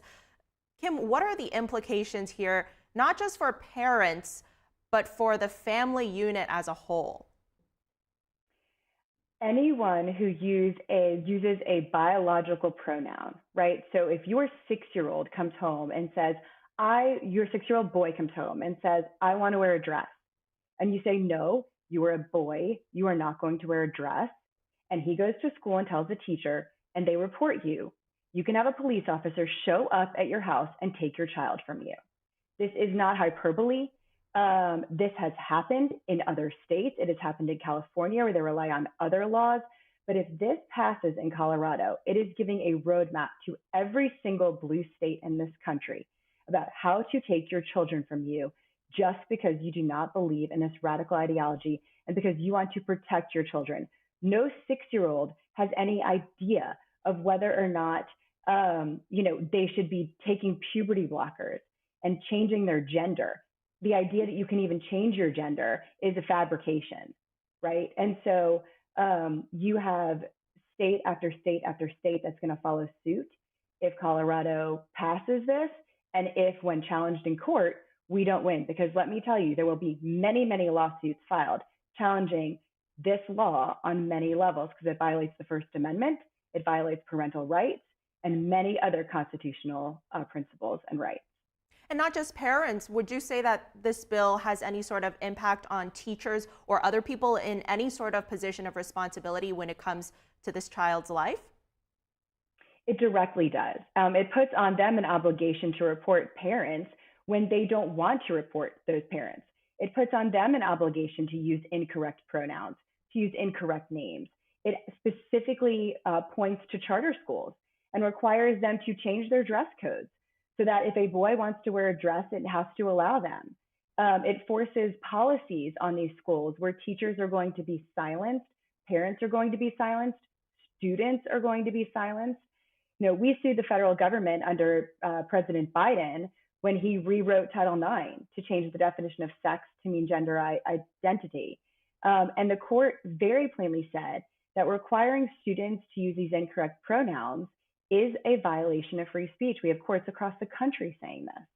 I don't know why Colorado thinks that they can skirt the courts, but they're going to have to answer for this. Well, Kim, you're filing a number of parental rights cases regarding this bill. Do you see this ending up going to the Supreme Court at some point? These issues absolutely are going to have to go to the Supreme Court. The Supreme Court has had numerous opportunities to weigh in on issues like this. We saw the bathroom bills that had come out that where schools are forced to have to allow boys in girls' locker rooms and vice versa. And it declined to take those cases. But this issue has become so pervasive and so damaging, right? Where you are actually saying that protecting your children is child abuse, when again, it's the complete opposite, that eventually the Supreme Court is going to have to weigh in on these. And I truthfully hope that it does sooner rather than later, because every time it passes on one of those cases, we have hundreds, if not thousands, if not tens of thousands of kids put in danger in this country. Very important conversation to be having. Kim Herman, thank you so much for joining us today. Thanks for having me. Moving on, the Federal Aviation Administration has replaced air traffic control managers at Ronald Reagan Washington National Airport. The FAA said in a statement it's brought in a new management team. Now, this move comes after serious safety incidents at the D.C. area airport in recent months. There's January's mid-air collision between a U.S. Army Black Hawk helicopter and an American Airlines regional jet that killed 67 people. And then there's also that close call between a U.S. Air Force jet and a Delta Airlines plane taking off back in March. And the FAA says the head of the FAA's air traffic organization will be stepping down early. Tim Morrell had planned to retire at the end of this year, but now will depart the agency in the coming months. The FAA says it's a part of the voluntary deferred resignation program offered to Department of Transportation employees. Morrell started as an air traffic controller in 1989. The U.S. Citizenship and Immigration Services announced today that it will begin reviewing immigrants' social media for anti-Semitic activity, also called hatred toward Jewish people. NTD's Arlene Richards has the details. The U.S. Citizenship and Immigration Services, or USCIS, is immediately implementing the president's executive orders on combating anti-Semitism and terrorism. In an official announcement on Wednesday, USCIS stated that it will begin considering aliens' anti-Semitic activities on social media and the physical harassment of Jewish individuals as grounds for denying immigration benefit requests. The announcement complies with President Trump's series of executive orders, including protection from foreign terrorists and other national security threats. The new measure will immediately affect immigrants applying for lawful permanent resident status, as well as foreign students and immigrants associated with educational institutions linked to anti-Semitic activity. A spokesperson said this move is also in response to Secretary of Homeland Security Kristi Noem's declaration that anti-Semitic violence and terrorism are not welcome in the U.S. Secretary Noem, speaking in Arizona Tuesday, said they were going to use every tool in the toolbox to take action. We're going to deploy new technologies not only at the border, but at our ports of entry and in our interior to make sure that we're sharing information with other agencies at all levels. And we're also going to be sharing more information, biometrics, DNA testing, and being much more efficient, working to get everybody more authorities that they need to be able to take action in every single interdiction that we have. She said they would be reviving immigration laws that haven't been used in years. We are, for the first time since World War II, enforcing the Alien Registration Act. The Alien Registration Act says that if you're in this country for longer than 30 days illegally, you must register with the federal government. And when those 30 days are up, and if you haven't done that, now we can criminally charge you. The registration effort, which is set to begin on Friday, would require millions of illegal immigrants to get fingerprinted and submit biometric information. They're also required to carry proof of registration or face arrest and federal prosecution. A federal judge on Tuesday was skeptical that the president could enact the policy. Arlene Richards, NTD News. U.S. Trade Representative Jamieson Greer testified this morning before the House Ways and Means Committee. Democrats and Republicans were divided in their positions on President Trump's tariff policies. Our Washington correspondent Luis Martinez has more on this story. Trade is always has things to do with relationships. I mean, that's just the nature of it. Is this saying, all right, let's enter a negotiation, we'll do this timeline because it's going to take us this long to build our own infrastructure. Congressman David Schweikart, the Republican from Arizona who won re-election by a single point, asked U.S. Trade Representative Jamieson Greer for more clarity on President Trump's tariff policy timeline, while Republican Congresswoman Beth Van Dyne stood firmly behind the president's policies and his use of emergency powers. Look, I think, last Biden administration, they did nothing. They didn't enforce any of our agreements. You saw us being walked on across the world. Example after example. I think this president is taking that seriously. He is looking at using the tariff powers in a reasonable manner. Yes, right now it is very disruptive, but we're trying to right the train back on the track. House Democrats, on the other hand, wish to claw back trade powers from the president and accuse Trump of abusing his executive authority. And Congressman, in the Senate, we have Senate Democrats trying to claw back trade and tariff powers from the president. What was your reaction to that? These are Article 1 constitutional responsibilities of Congress, not the president. And we've given presidents a little bit of room, and Trump's taken it to an exaggerated stage. It's the prerogative of the legislature, and so I applaud them for that. And what is your reaction to President Trump using emergency powers to impose these tariffs? Define what he means by emergency. He pretty much feels that he can act on his own, doesn't need the House or the Senate, and that he's going to continue, as long as they continue to lay down and they're in the majority and they ignore the legislative responsibility in co-equal branches of government, we're going to have a problem. Unlike Senate Democrats, House Democrats rejected the notion that Trump's tariff policies could be used as leverage in the U.S.'s geopolitical competition with China. Trade Representative Greer mentioned or suggested that the tariffs have to do more than with trade, also with geopolitical competition with China. Yeah, which is the weirdest thing, because what he's done is move the world into China's hands. We are making a unipolar Asia based around China. We're taking the United States out of that trade equation. This Wednesday, Trade Representative Jameson Greer told lawmakers that nearly 70 nations have already approached the Trump administration to negotiate trade imbalances. Reporting from Washington, D.C., Luis Eduardo Martinez, NTD News. Up next, more than $1 billion in federal funding for Cornell University and around $790 million for Northwestern University now frozen as the government investigates alleged civil rights violations. Stay tuned. We'll be right back.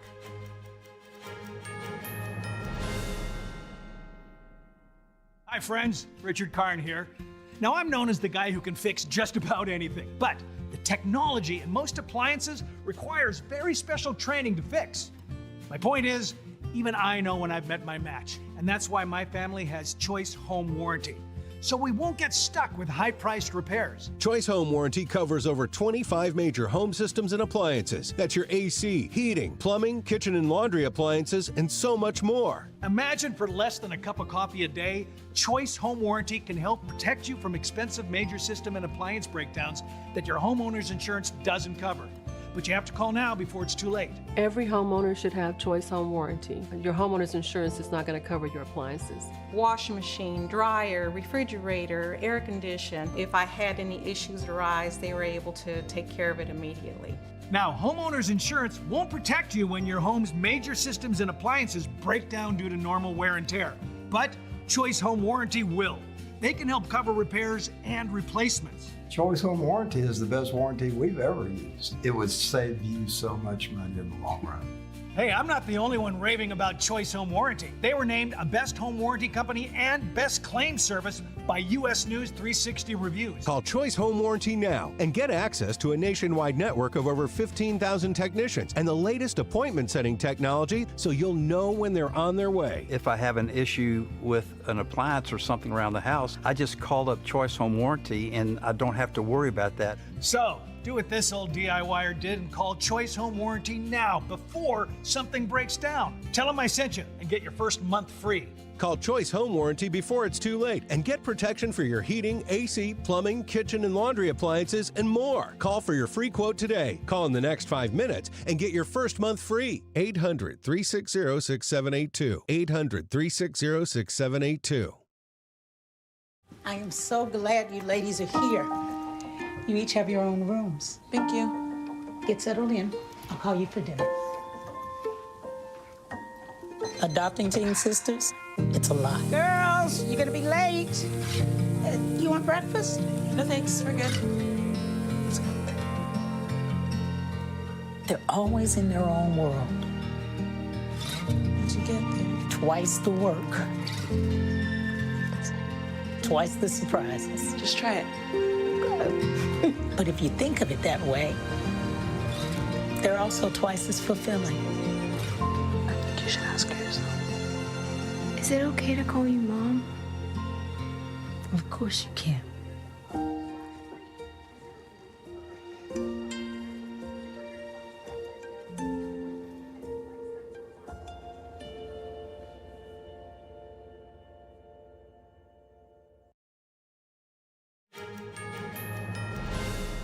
Thanks for staying with us. More than $1 billion in federal funding for Cornell University and around $790 million for Northwestern University have now been frozen.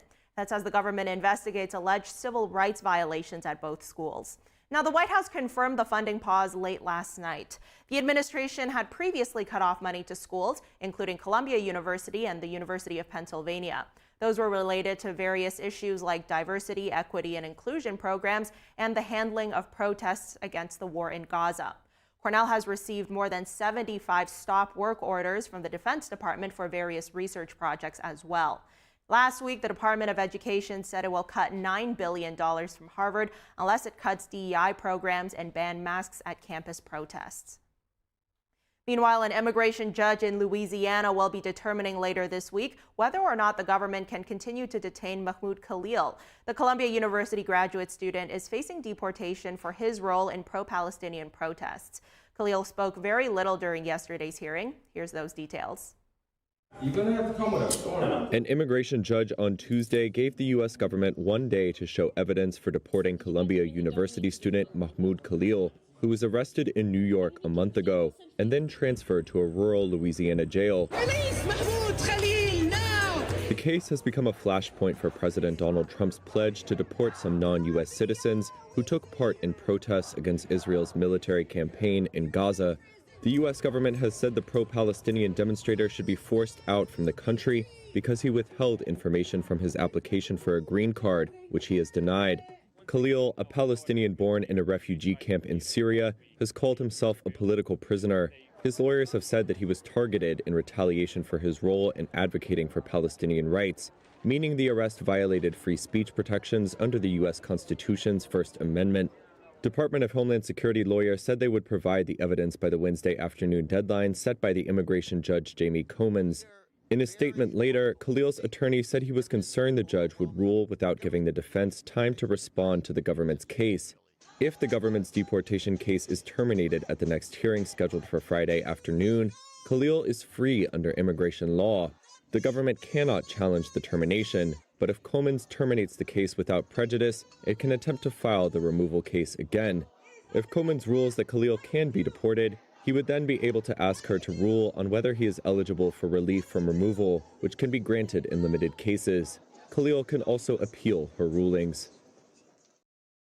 Coming up next, President Donald Trump ramping up tariffs on China. But what could this mean for you if you're buying Chinese goods, and can China withstand the economic hit? We'll be breaking all of that down in a data-driven report in the next hour. Don't miss it. We'll be right back.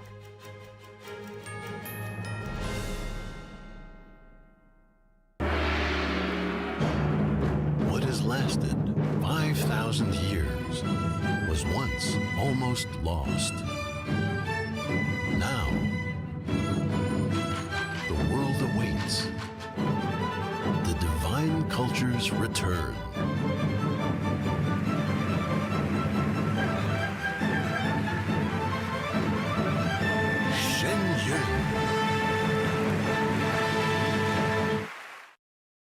Looking to refresh the style in your home? Here at Mathis Home, we can help you find exactly what you need during our spring style event. Whether you're looking for rustic farmhouse, classic, or modern and eclectic, we have all the latest looks that will leave your home feeling brand new. Whatever your style, we know that we can help you find it at the lowest price. Because not only do we want you to feel good in your home, we know that to earn your business, our prices have to be the best. So come to the spring style event at your furniture superstore, Mathis Home.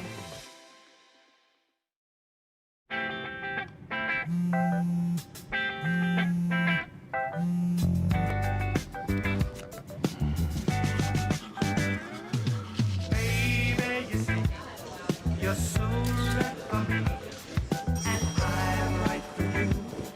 I love the things you do, like sweet tasting wine. Your lips are so divine. Your loving turns me on. My lonely days are gone.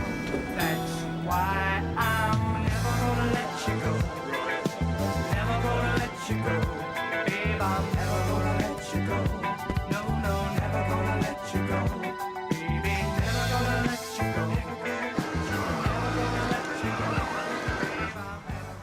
Here you go. Thank you. Thank you.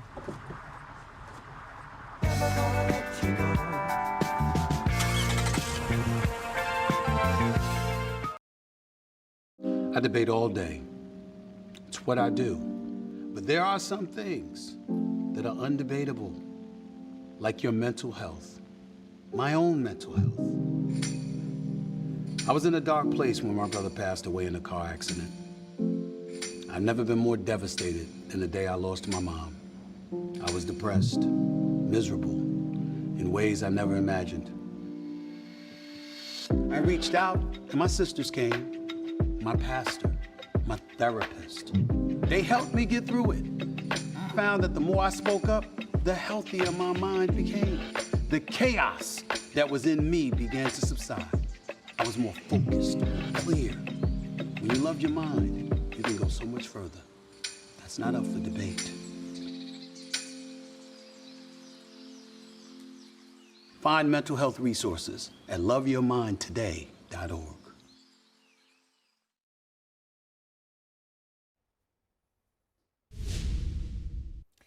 Welcome to NTD Newsroom. I'm Don Ma. Our stories: fake AI-generated job applicants created by scammers are getting interviews, but how are they fooling employers and being hired by companies? President Trump ramping up tariffs on China. What could it mean for you if buying Chinese goods? And can China withstand the economic hit? We break down the escalation in data-driven report. A Meta whistleblower testifies before Congress. She says company executives undermined U.S. national security in order to gain access to the Chinese market. Americans may be changing their dinner plans. Experts predict groceries could get more expensive in response to reciprocal tariffs. Small packages from China are also taking a big hit in the trade tensions. Starting in May, the U.S. will tax those packages substantially. Find out how much.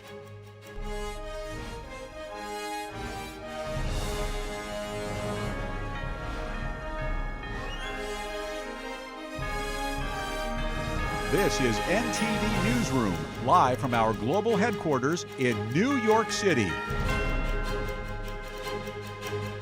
Good afternoon. Thanks for joining us. President Trump is signing more executive orders this afternoon. Let's take a look. A review of existing procurement programs to ensure that we're getting value for the money and to ensure that we're getting the best possible systems in the field. And which are currently horrible. I tell you, they're horrible. That process is ridiculous what they do. They get the highest price and not even good-looking equipment, and we're changing it. We're going to change it to the best. So this is very, very important.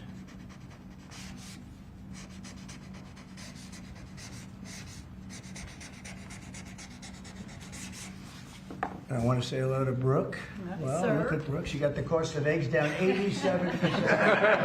87%, Governor. We have somebody that's done a great job at Department of Agriculture, and Kristi Noem, who perhaps a few of you have heard of. She has done the most unbelievable job as somebody that's watching over our country at the border, and with Tom Homan and your whole staff of tremendous people. So thank you. Who would think that she is like meant for that job, huh? She's meant for it. So I just saw you there both. Thank you very much. Thank you. Good. We'll do it later, please. Thank you, sir. Lastly, in the defense space, one persistent issue that we've had in terms of the issue of foreign defense sales, that we're unable to provide weapon systems in a reliable, effective way to key allies of ours, and a key driver of that is inefficiencies and inconsistencies with the process by which we approve foreign military sales. So this executive order is going to direct your Department of Defense, Department of State, other relevant departments and agencies to rework our system of foreign defense sales to ensure that we can provide equipment, creating American jobs and providing obviously revenue to American defense manufacturers, but provide key military equipment to our key allies in a reliable, effective way. Okay, that's good. All very important.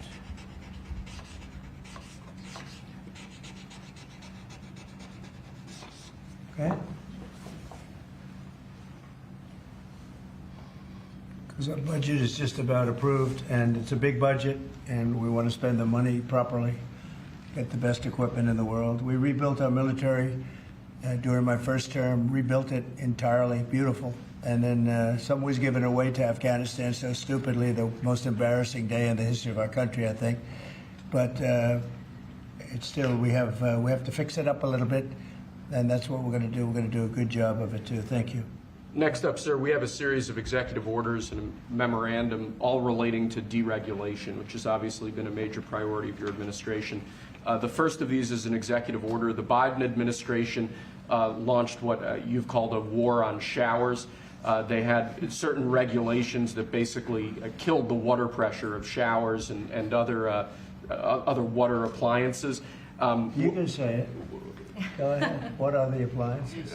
I mean, it's everything, sir. Sinks and toilets, dishwashers, toilets, sinks. But the shower heads are a huge There's no deal. water. You don't get water. It's ridiculous. So with this executive order, we're effectively going to be reversing that set of regulations to ensure that Americans have choice in the consumer market. If they want a low-flow shower head, they can buy one. If they want a real-deal shower head, they should have the ability to get one. That's true. You buy a new house, you pay a lot of money, and the developers, you're not allowed to do anything more. They put restrictors on. They used to have a restrictor where you could take it out, but now they weld it in. And you take a shower or wash your hands, whatever you do, including dishwashers where no water comes out. But you wash your hands, and in my case, I like to take a nice shower to take care of my beautiful hair. And I have to stand under the shower for 15 minutes till it gets wet. It comes out drip, drip, drip. It's ridiculous. And what you do is you end up washing your hands 5 times longer. It's the same water. And we're going to open it up so that people can live, and we're going to hopefully have Congress approve it so it's memorialized. We're going to try and get all of these things, including straws, a little thing like straws. We did straws a month ago, where the paper straws were melting. They were dissolving. They weren't working well. And we went back to the plastic straws. We're going to get Congress to memorialize just about everything we've done here, because most of it's common sense. But the water is horrible. When you go into anytime you see a new faucet, you know it's going to be a long wash of the hands. And so we're changing. It's a big deal. I did it in the first administration. Biden came in his first week, and he had no idea what he was doing, but somebody told him to do it. In his first week, he put the restrictions on all the bathroom utilities. Even in areas that have so much water, they don't know what to do with it. You see those areas all the time with the flooding. So we're doing that, and we're going to get all of the things that you've seen. I think we set a record. We're up to almost 200 and 500 amendments. Nobody's ever done that much. We're going to get them approved by Congress so they're memorialized. And we look forward to doing that. Very important. And Congress is going to start working on it as soon as we get the big, beautiful deal done. The big, beautiful deal is important. The biggest tax cuts in the history of our country, that's important.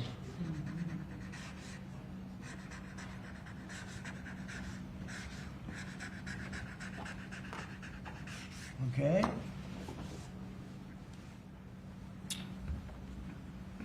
Okay, is that okay? Good. It's a 10. You're taking a good shower. It's amazing. We rate the signatures. That was a 10, that's why. This is another executive order relating to deregulation, sir. There are a lot of regulations on the books that either promote monopoly directly or prevent new market entrants from entering into a given market. The net effect of that is very negative for consumers. So what this executive order is going to do is direct your departments and agencies to work with the FTC, with the Attorney General, with the Department of Justice, to ensure that the regulations we have on the books don't function as anti-competitive barriers to new market entrants. The net effect of all of that is going to hopefully be market forces that redound to the benefit of consumers and ordinary Americans as opposed to monopolistic businesses. I said yesterday, he was a great, great student at Harvard before it went bad. It's gone really bad. Now they're teaching their students mathematics, basic mathematics. Can you believe it? So what does that mean? They're allowing people in that can't add 2 and 2? What's going on at Harvard? I went to law school there, sir, and it was pretty liberal when I was there, but it's gone way off the deep end in recent years. I don't know if you read that. They're teaching them basic mathematics, people that got accepted to Harvard. How come they got accepted if they don't have mathematics? And we're holding back $8 billion. Can we believe? We give Harvard $8 billion. And we're holding back Columbia. We're holding back a lot of the schools because they were woke. And they've hurt a lot of people. Okay? Thank you. Thank you, sir. Okay. There are a large number of regulations on the books. These are regulations that are currently in effect that we believe blatantly violate the law, blatantly violate Supreme Court precedent that otherwise are just blatantly illegal. So what this presidential memorandum does basically just directs the heads of your departments and agencies to follow the law and to cease enforcing regulations that are blatantly illegal or unconstitutional. It's a big deal.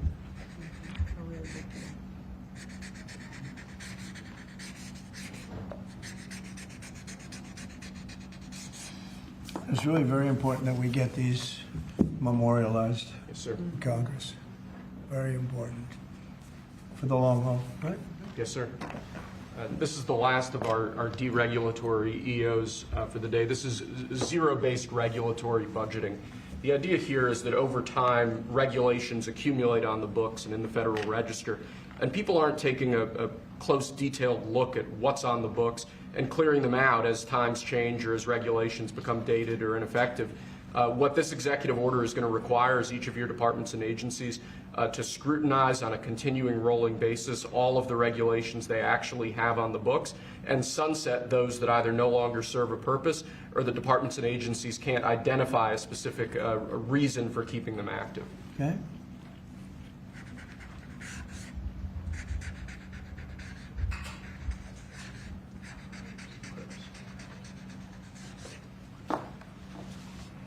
Okay.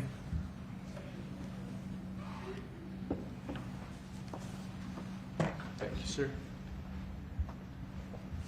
Sir, you've taken action against a number of law firms that have in one way or another been involved in the weaponization of government or actions of lawfare. One of those law firms is Sussman Godfrey, similar to what we've done previously with other law firms. This is an executive order that takes certain measures against Sussman Godfrey to ensure that they can't access government resources, government buildings, scrutinizing certain aspects of their practices as a law firm, given their previous activities.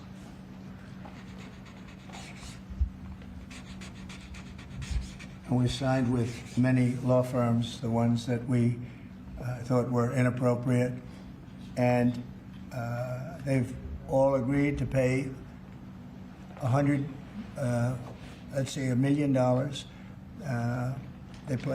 They went for some pretty big numbers. I guess we have a total. What do we have? What's the total about? What's the total right now, Steve? About, would you say? Getting close to probably 600-700 million now, I would think. We've multiple at 100 million, some at 125 million. So the numbers are adding up. We're going to be close to $1 billion soon. One at $40 million. Millions of dollars an hour.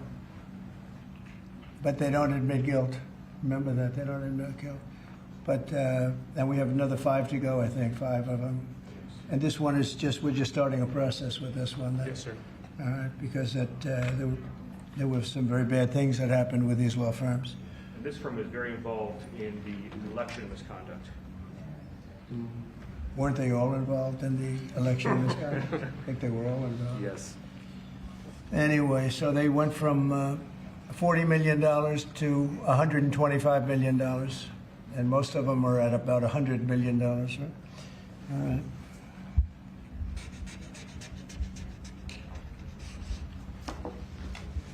Thank you. Thank you, sir. The next presidential memorandum we have for you relates to Miles Taylor. You may recall that Miles Taylor served in the Department of Homeland Security during your previous administration. In his capacity with the Department of Homeland Security, he leaked classified information. He wrote a book under the pseudonym Anonymous, making outrageous claims both about your administration and about others in it. What this presidential memorandum is going to do, one, it's going to strip any active clearance that he has in light of his past activities involving classified information. It's also going to order the Department of Justice to investigate his activities to see what else might come up in that context. given his egregious behavior during your previous administration. And I had no idea who this guy was. I had no idea. I saw him on CNN, or one of them, I guess CNN, a lot. He'd be on all the time saying that the president is the president. I had no idea. It's like, you know, in this office you have a lot of young people, and they're here. I'll see him for 2 minutes, and I assume he was in the office, but I barely remember him. Barely remember him. It was somebody that went out and wrote a book and said all sorts of terrible things that were all lies, and it was like he was this gentleman or that gentleman, like I dealt with him all the time. I had no idea who this guy. I said, who the hell is Miles Taylor? And he made a living on going on CNN talking about the president. And I think what he did, he wrote a book, Anonymous, said all sorts of lies, bad things. And I think it's like a traitor. It's like spying. He walks into the office. He's supposed to be sitting here. A lot of people, you know, I'll be here and there'll be 20 people standing in the room. There'll be oftentimes young people in the office. I assume he was one of them at least. But I didn't know anything about him. And he wrote a book, Anonymous, and I always thought it was terrible. And now we have a chance to find out whether or not it was terrible. But it was a work of fiction. Got a lot of publicity, got himself a nice job with CNN, or one of them. And I think we have to do something about it. You can't have that happen. If that happens to other presidents, it wouldn't be sustainable for other presidents. I seem to be able to sustain. But if that happened to other presidents, I mean, it's just unfair. And if it was a Democrat president, I'd say that's a terrible thing. A thing like that can happen. That's a terrible thing. And it's time to find out whether or not somebody can do that. Can they write a book about very confidential meetings, and, you know, because they happen to be one of a lot of people in a room, and they go out and write a book, and worse than that, call it anonymous, like it's a big deal, and everybody's saying, who is it, who is it, who is it? Then it was found out who he was a long time later, and he got a lot of publicity off that one. He's like a promoter. But we're going to find out whether or not somebody's allowed to do that. I think it's a very important case, and I think he's guilty of treason, if you want to know the truth. But we'll find out. And I assume we're recommending this to the Department of Justice. Yes, sir.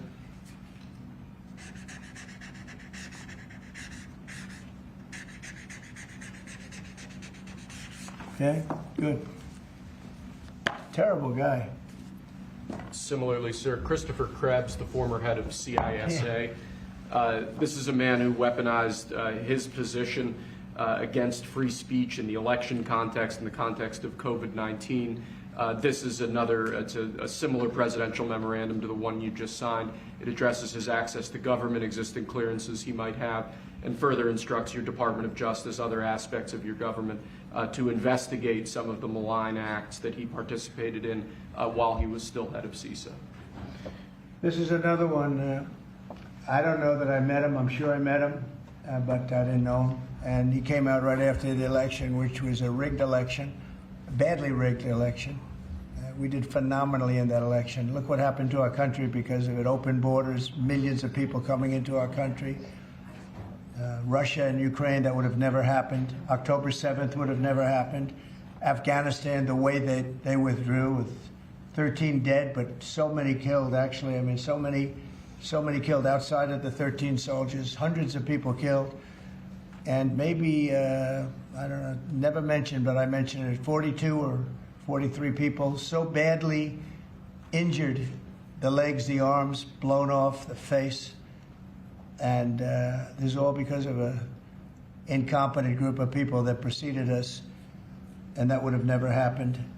And this guy Krebs was saying, oh, the election was great, it was great. Well, it's been proven that it was not only not great. When you look at all these lawyers and law firms that are signing, giving us hundreds of millions of dollars, it was proven by so many different ways in so many different forms, from the legislatures not approving to the 51 intelligence agents that worked from all of the different scamming operations. It was a very corrupt election. They used COVID to cheat. And we're going to find out about this guy, too, because this guy's a wise guy. He said, we've been proved this is the most secure election in the history of our country. Now, this was a disaster. And frankly, we should go to paper ballots, same-day voting, voter ID, and one other thing, you should get a little certificate that says you're a citizen of our country. You get a citizen piece of paper that says you're a citizen before you can vote. But you want voter ID and you want paper ballots, and you really want same-day voting. If you don't have same-day voting, they decide to change the air conditioner. Oh, we're fixing the air conditioner. Let's move all these boxes. We'll bring them back in a few days, and then they don't bring back those boxes. We got to have safe elections. We have to have borders. Ideally, we have to have a free press, which we don't have. We don't have a free press. We have a very dishonest press. This is an honor. We're going to find out whether or not he was right. This was a disgraceful election, and this guy sat back saying, well, I'm a member, or like he's a Republican or something, and almost right from the beginning. And he's tried to make the case that this election was a safe election. I think he said, this is the safest election we've ever had. And yet, every day you read in the papers about more and more fraud that's discovered. He's the fraud. He's a disgrace. So we'll find out whether or not it was a safe election. And if it wasn't, he's got a big price to pay. And he's a bad guy. There's another one. I have no idea who he is. Krebs. I have no idea who he is. I'm sure he was in the room at some point, just like you're all in the room, but I have no idea who he was. So thank you very much. Those last two are very important, I think, for the country. Thank you, sir. And lastly, we just have 3 proclamations. These are the sorts of things that most presidents use an auto pen for. You obviously don't like using the auto pen much, if at all. The first of these is National Former Prisoner of War Recognition Day. This is one that you did in each of, I believe, each of the previous the years of your previous administration, recognizes former prisoners of war. More generally, this proclamation is written to acknowledge the great steps you've made both in this administration and your previous administration on behalf of veterans, homeless veterans, others who have suffered in that way, and basically stating that it's a priority of your administration to ensure that veterans and homeless veterans are cared for properly. Good. And you know what? They ought to find out who was using that auto pen, because whoever that person was, he or she was like the President of the United States, and I'm against auto pens. I think auto pens are not a good thing, especially when you're talking about documents like we're signing today.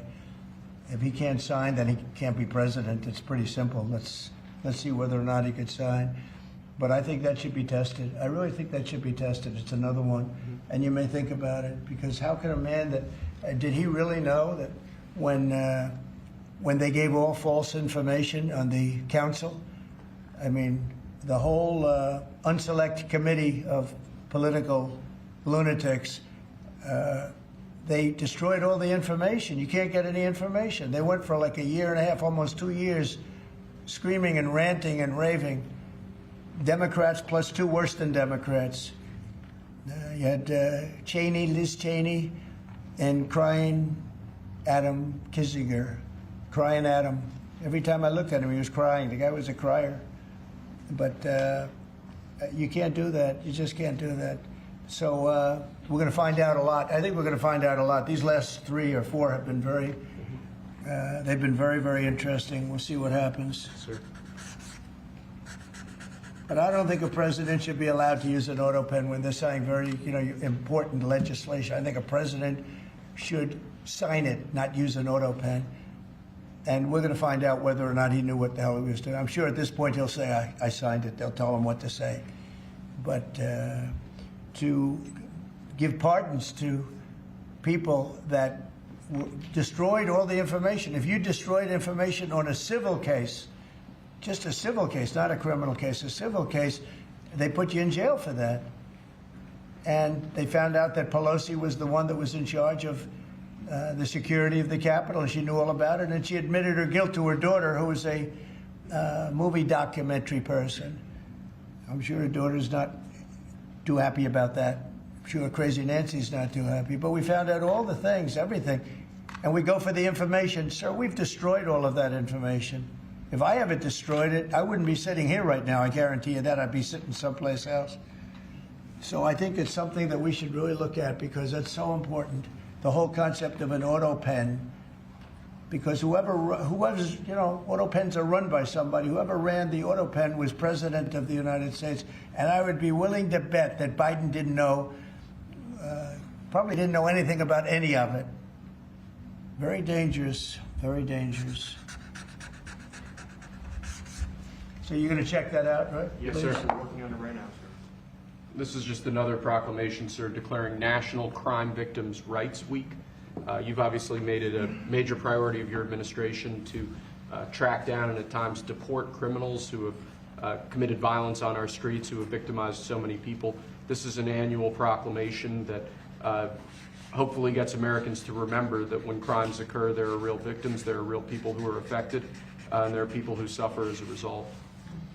Okay, it's very important. Thank you.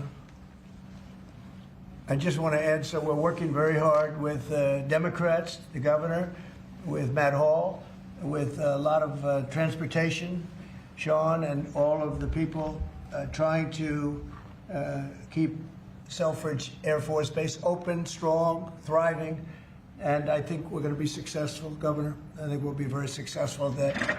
We've gotten some good feedback from Pete Hegseth and Department of Defense, and they're talking about F-16s, they're talking about F-35s, you know, et cetera. It's a great piece of property, it's a great location, and it's a great state. So I think we're going to come back with a very good answer. We're also working on a certain fish that's taken over a beautiful lake called Michigan, right? And that's a tough one. That's a tough one. It's very. Do you want to just talk about that? Sure, Mr. President. Yeah. First of all, I want to thank you for caring so much about Michigan. We've been working a long time. We couldn't get Joe Biden to do anything about either one of these issues, particularly Selfridge Air Force Base. It'll be critical to Michigan's economy and our security when you're able to deliver us another mission there. But on the Asian carp, you know, for years, when Obama was there, we could never get anyone to do anything about this invasive species that's going to destroy our Great Lakes. You know how important recreational fishing and so much of that is to our state. Because of your work, we're hopeful that we'll get a solution there and we'll get that barrier built so we can protect our Great Lakes. So thank you, Mr. President. And they're very powerful fish. I mean, I see them, they jump out of the water, they jump at the fishermen. I mean, I've never seen anything like it. And has this gotten into any of the other lakes yet? Because you would think it would be pretty easy because they're all sort of connected. Governor? It's why we're working so hard to make sure that, you know, we work with the Army Corps and erect a barrier so that the Asian carp can't get into Lake Michigan. It'll devastate the ecosystem, the economy, tourism, and it's 20% of the world's fresh waters in the Great Lakes, Mr. President, which is why it's so important that as a nation we protect the pristine waters. Yep. And, you know, all of a sudden, I assume the lakes are all interconnected, right? Yeah. So at some point they're going to be in the other lakes. And so we're going to work hard on that. I spoke with the Army Corps of Engineers, and they have a method. It's a pretty gruesome method, but it's a method. And I think they know what to do. So we're going to work on that very hard. And thank you, Governor, very much. Sort of a bipartisan thing when you get right down to it. Yep. It's a very expensive thing, actually. It costs a lot. I looked at the numbers. I said, well, but we have to save Lake Michigan because these fish, they eat everything in the way, including the other fish. They eat everything. Are people endangered by the fish? I think I mean, they're going to eat all the fish there. We won't be able to fish anymore, and that's a big deal in Lake Michigan. There's a lot of fishing, recreation, so it's going to be a problem there. But you're right, it's bipartisan, sir, but you're the one taking action on these issues. We couldn't get Biden to do it on Selfridge. This thing has been delayed for 15 years where we were trying to do it. It started under Obama where we were trying to do it. He wouldn't do anything about it. So we appreciate you paying so much attention to this and taking action, Well, sir. I would. And the governor, in all fairness, called me about it. I had seen it, and she called me, and John James called me. And, we spoke with your office, and it's, you know, I want to put that down. Really is bipartisan. It's great to see it, actually. It's great to see that. And that includes Selfridge, too. And we're going to get it done, and we're going to we'll all stand there together and cut a ribbon. Okay, Gretchen? Good. That's good. Thank you very much. I'm glad you brought it up, and I'm glad you brought it up, Matt. Appreciate it. And I know you two get along pretty well, right? About 70% of the time, which is pretty good. I think you do. All right, good. We'll have something to celebrate pretty soon. So pretty sure about that. Okay. Thank you, Gretchen, very much. Okay. Do you have any questions? Mr. President, where does the TikTok deal stand? Given what we've seen, the tariffs Well, to it's moving China. along, but obviously, I would say right now China's not exactly thrilled about signing it. We have a deal with some very good people, some very rich companies that would do a great job with it. But we're going to have to wait to see what's going to happen with China. So, Mr. President, still on the table? no, it's on the table very much. I think China's going to want to do it, actually. Mr. President, Can you explain more of what you believe is the end game with China? Are you waiting for President Xi to blink? How do you think this is all going to be resolved? Look, for years we've been ripped off and taken advantage of by China and others, in all fairness. But by China, that's the big one. And it's just one of those things. You know, we're making $2 billion a day right now, this country. $2 billion a day with tariffs. And they were making $2 billion a day. We'll be making more. And now when you see what happened today, I don't know if it's still there. You know, I looked an hour ago, but we were up like close to 3,000 points. Nobody's ever seen a day like that. I think that's a record, isn't it, fellas? Definitely. Is that a record? It's a big Who would have thought we were going to have a record like that after watching? But because the geniuses of the world, they get it. Our country is very strong. We were left a very, very weakened country, both economically, financially, because of all of the tariffs and all of the other companies just raiding us and ripping us off. And also at the border, where 21 million people were allowed to come in. Many of those people were criminals. And but the people that do this for a living, and some of them are very smart and some of them aren't smart at all. But these guys are very smart, and my group is very smart. My whole group is smart.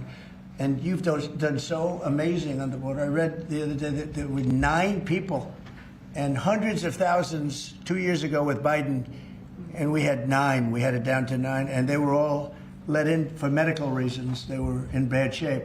We let them in for medical reasons, not even for anything else. So you've been amazing. But that's a big thing. I think it's one of the greatest problems that I've never seen anything like it.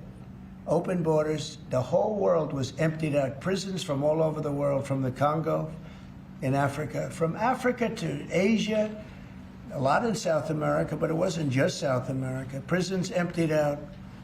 And I said it outside with the drivers before, but El Salvador has been amazing, a job that the president's done. He's coming to see me next week, and we look forward to that. But that's really been amazing. Yes. Mr. President, the EU also announced increases in tariffs today.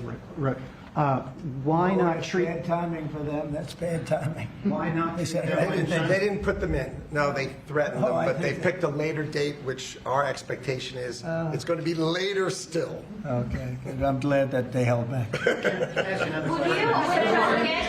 said you were watching the market. If this was the strategy all along to bring them to the table, why did you instruct or advise, or maybe they did it on their own, some of your top aides to say this is not a negotiation, to hold the line, that they were going to hold the line, that you were not going to change your mind? A lot of times it's not a negotiation until it is, and that happens. And, you know, I said outside that you have to have flexibility to do it right, and that's what we have. We brought everybody to the table, and it may not be a negotiation. It may not last. I mean, you know, things may be asked that I think are not fair to us. Look, we've been ripped off by essentially everybody for 35 years. This is not just a new thing. And Roger Penske just left. He's a great gentleman, great man, actually. And he said no other president would have had the guts to do this. And I believe that's right. They wouldn't have done it. They should have done this a long time ago. A long time ago they should have done it. I started it with China. I took in hundreds of billions of dollars in tariffs and taxes from China in my first term. And we had the greatest economy. We were up 88% on the stock market. That was the greatest ever in the history of our country. But it had to be done. It's something that had to be done. Mr. President, Mr. President, thank you so much. Which countries will be negotiating first? Do you have any criteria? Because, for example, Brazil and the UK, they do not have deficits with the US. They have a surplus. They do not have a surplus. They have deficits with the US. So what is the criteria? And also, would you consider talking or meeting with Xi Jinping? No, sure. He's a friend of mine. I like him. President Xi, I like him. I respect him. But they haven't treated our country right. Sure, I'd meet with him. On the other countries, we have Japan is here, and South Korea is here, and others are here, and we're trying to see them. It's from what I hear, it's much more than 75. I said 75 plus. So many. It's everybody wants to make a deal, actually, and we want to do what's right for our country. We also want to do what's right for the world. The world is important. I mean, it's the world, right? And I think we're going to make a lot of people very happy. And I think investing in the United States of America will be the greatest investment that anybody's ever made. Mr. President, we should expect to see the sectoral tariffs, so the pharmaceuticals, steel. Is that something you're still considering moving forward Yeah, with? well, I will be, because we want them coming back. We realized during COVID that we don't make our drugs and our pharmaceuticals in this country. So I realized that. And it was a big realization. We had to go to China to get drugs. We had to go to other places. I won't even mention the names, but we had to go to other places. We don't make it, and that's because we let them leave. And now if they want to come back, we're going to put tariffs on the pharmaceutical companies, and they're going to all want to come back. They're going to come back. I'm not going to pay them any money like Biden with the chip deal. That chip deal was horrible. They give billions and billions of dollars to chip companies. All they have is money. They have so much money. And they give billions of dollars, and they're just going to keep the money. They're not going to spend it. The only thing that's going to bring them back is you say, we have a barrier. You have to pay 50% or 100% or 200%. And if they have to pay that, they're going to say, we're not going to pay that. We're going to build here. And that's what happened. We're the biggest, most prestigious chip company in the world, spending $200 to $300 billion. Think of that, $1 billion to build essentially one massive plant. It'll be one of the largest plants in the world, and we're going to get them very quickly. We're going to get them energy. We're going to get them the electricity they need and the energy that they need, and it'll be approved by Lee Zeldin, a total professional, and it'll be approved very quickly. And they'll get their zoning very quickly. They'll have everything done in a matter of months. Thank you, sir. You've procured a record amount of private sector investments since your election, $7 trillion. You talked about the importance of all that. Can you talk about how these investments will have a positive impact on families who felt like the previous economy left them behind, and why your executive orders on coal yesterday is so important given the amount of manufacturing that you're ushering back in? Good, thank you. And which is correct. We have, I would say, more than $7 trillion now, right, of investment coming in. Apple is coming in for $500 billion alone. We have other companies coming in with massive numbers. We have car companies that are coming in. No, we've never seen anything like it. Maybe in the 1940s or 50s or something, but we've never seen anything like it. They had 3 plants canceled in Mexico. Not that we want to hurt Mexico, but we're for us. And that's what my job is. It's not to take care of other countries, but I want to help other countries as much as I can, but we have to take care of America first, and it's about America first. So we have many, many companies coming in that would have never come in if we didn't win the election and then put the tariffs on. And they're coming in because when they build in the United States, there are no tariffs. You don't have to pay any tariffs. So instead of paying 30, 40, 50% or 25%, but it could go a lot higher in some of the industries. So we have steel mills right now that are raging. The steel industry was gone. If I didn't put the tariffs on steel, because China was dumping massive amounts of steel in my first term, and I put tariffs on it, I saved the steel industry, but now it's going to thrive, maybe like never before. I mean, if you go back to U.S. Steel from 90 years ago, it was incredible. It was the #1 company in the world for a long time. That's why we don't want to see it go to Japan. And we love Japan, but U.S. Steel was a very special company. We don't want it to go to Japan or any other place. So we're working with them, and I don't know if they need any money now. I'll be honest with you, they hit gold.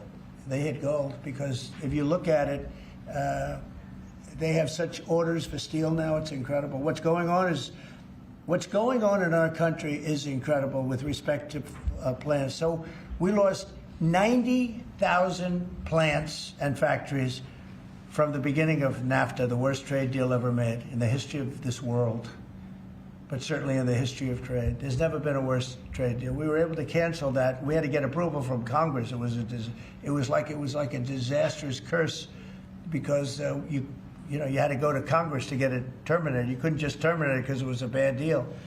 And you had people in Congress that didn't want to do it because they had other reasons, maybe bad reasons. They're mostly not there anymore, those people. But it's amazing what's happened. I appreciate that question because it's incredible. I don't think we've ever seen anything like it. $7 trillion, and it's much more than that because, these are places that we know. $7 trillion is unheard of. I'd never looked at the Biden numbers, but you could go a whole year and it was peanuts. Everybody was leaving. They weren't coming in, they were leaving, and that means jobs are leaving. And so we're not playing games. We're going to make this country greater than ever before. Thank you for that question. Mr. President, it seems that China's made some. Let her just do that. Oh, yeah, absolutely. Thanks. For the past few days, we've heard from this administration no pause. Was this idea of doing a pause, did that just come about this morning? Can you tell us exactly what came into consideration for you and your advisors? For a period of time, I wouldn't say this morning. Over the last few days, I've been thinking about it. I've been dealing with Scott, with Howard, with some other people that are very professional. And I think it probably came together early this morning, fairly early this morning. Just wrote it up. We didn't have the use of, we didn't have access to lawyers or we just wrote it up from our hearts, right? It was written from the heart. And I think it was well written too, but it was written from the heart. It was written as something that I think was very positive for the world and for us. And we don't want to hurt countries that don't need to be hurt. And they all want to negotiate.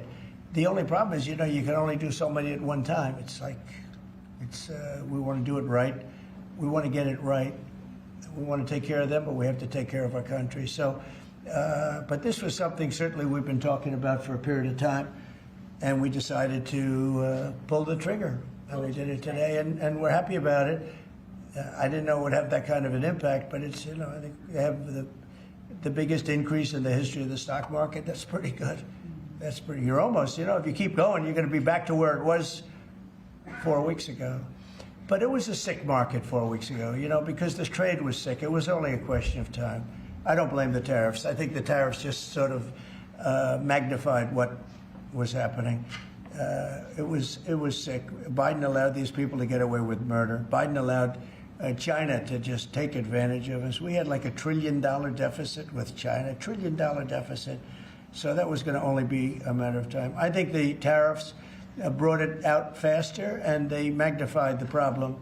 But I think this was a problem that existed far beyond tariffs. This was a systemic problem, and we're going to cure that problem. And maybe to a large extent we have, because we've revealed it, and we've revealed it very strongly. Yes, sir, please. Thank you, Mr. President. So it seems China's made some serious missteps here in these negotiations, and Secretary Bessent said earlier you may have goaded them into a tough position here. I'm wondering, are you in a way putting together a coalition against China in terms of trade here? No. Well, China, look, they're very capable. And I don't blame China for what happened. I blame the people sitting right at this desk, right behind this desk or another desk. You get your choice of 7. I happen to pick the Resolute. But I blame the people sitting behind in this chair, behind this desk, for being stupid, incompetent, or not having courage. This should have been done years ago. This should have been done before Obama, in all fairness. Not only Biden, Obama. It should have been done many years ago. This started with the World Trade Organization, which was owned by China. It was owned and paid for by China. They didn't even have to do things. They considered them a nation that was undeveloped. They said they were a developing nation. Well, we're a developing nation too, if you think about it. Look at our inner cities. Look at what's happened. I think we're starting from ground zero there, right? So we're a developing nation too. No, I don't. I know it's a lot of people take heat for saying that, but I blame the people sitting at this desk more than I blame China. If China can get away with what they got away with taking hundreds of billions and trillions of dollars right out of our pocket because our people here were stupid, they were stupid people.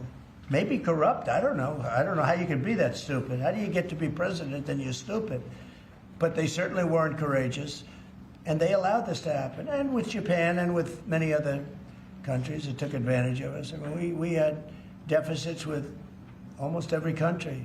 I used to read these things. The first term I'd read them. I'd actually read the agreements. I'd say, how could anybody agree to this stuff? So certainly they were rough, and they were tough, and they were smart. And you can blame them, but I really blame the people that allowed them to do it, because you know, if you could read first grade and you could read these agreements, you'd say, these are terrible deals. I actually used to say, who would allow deals like this to be made for our country? And maybe it's people that didn't care. Maybe it's people that weren't courageous. Maybe it's people that were corrupt. I don't know. But I blame those people more than I blame anybody else.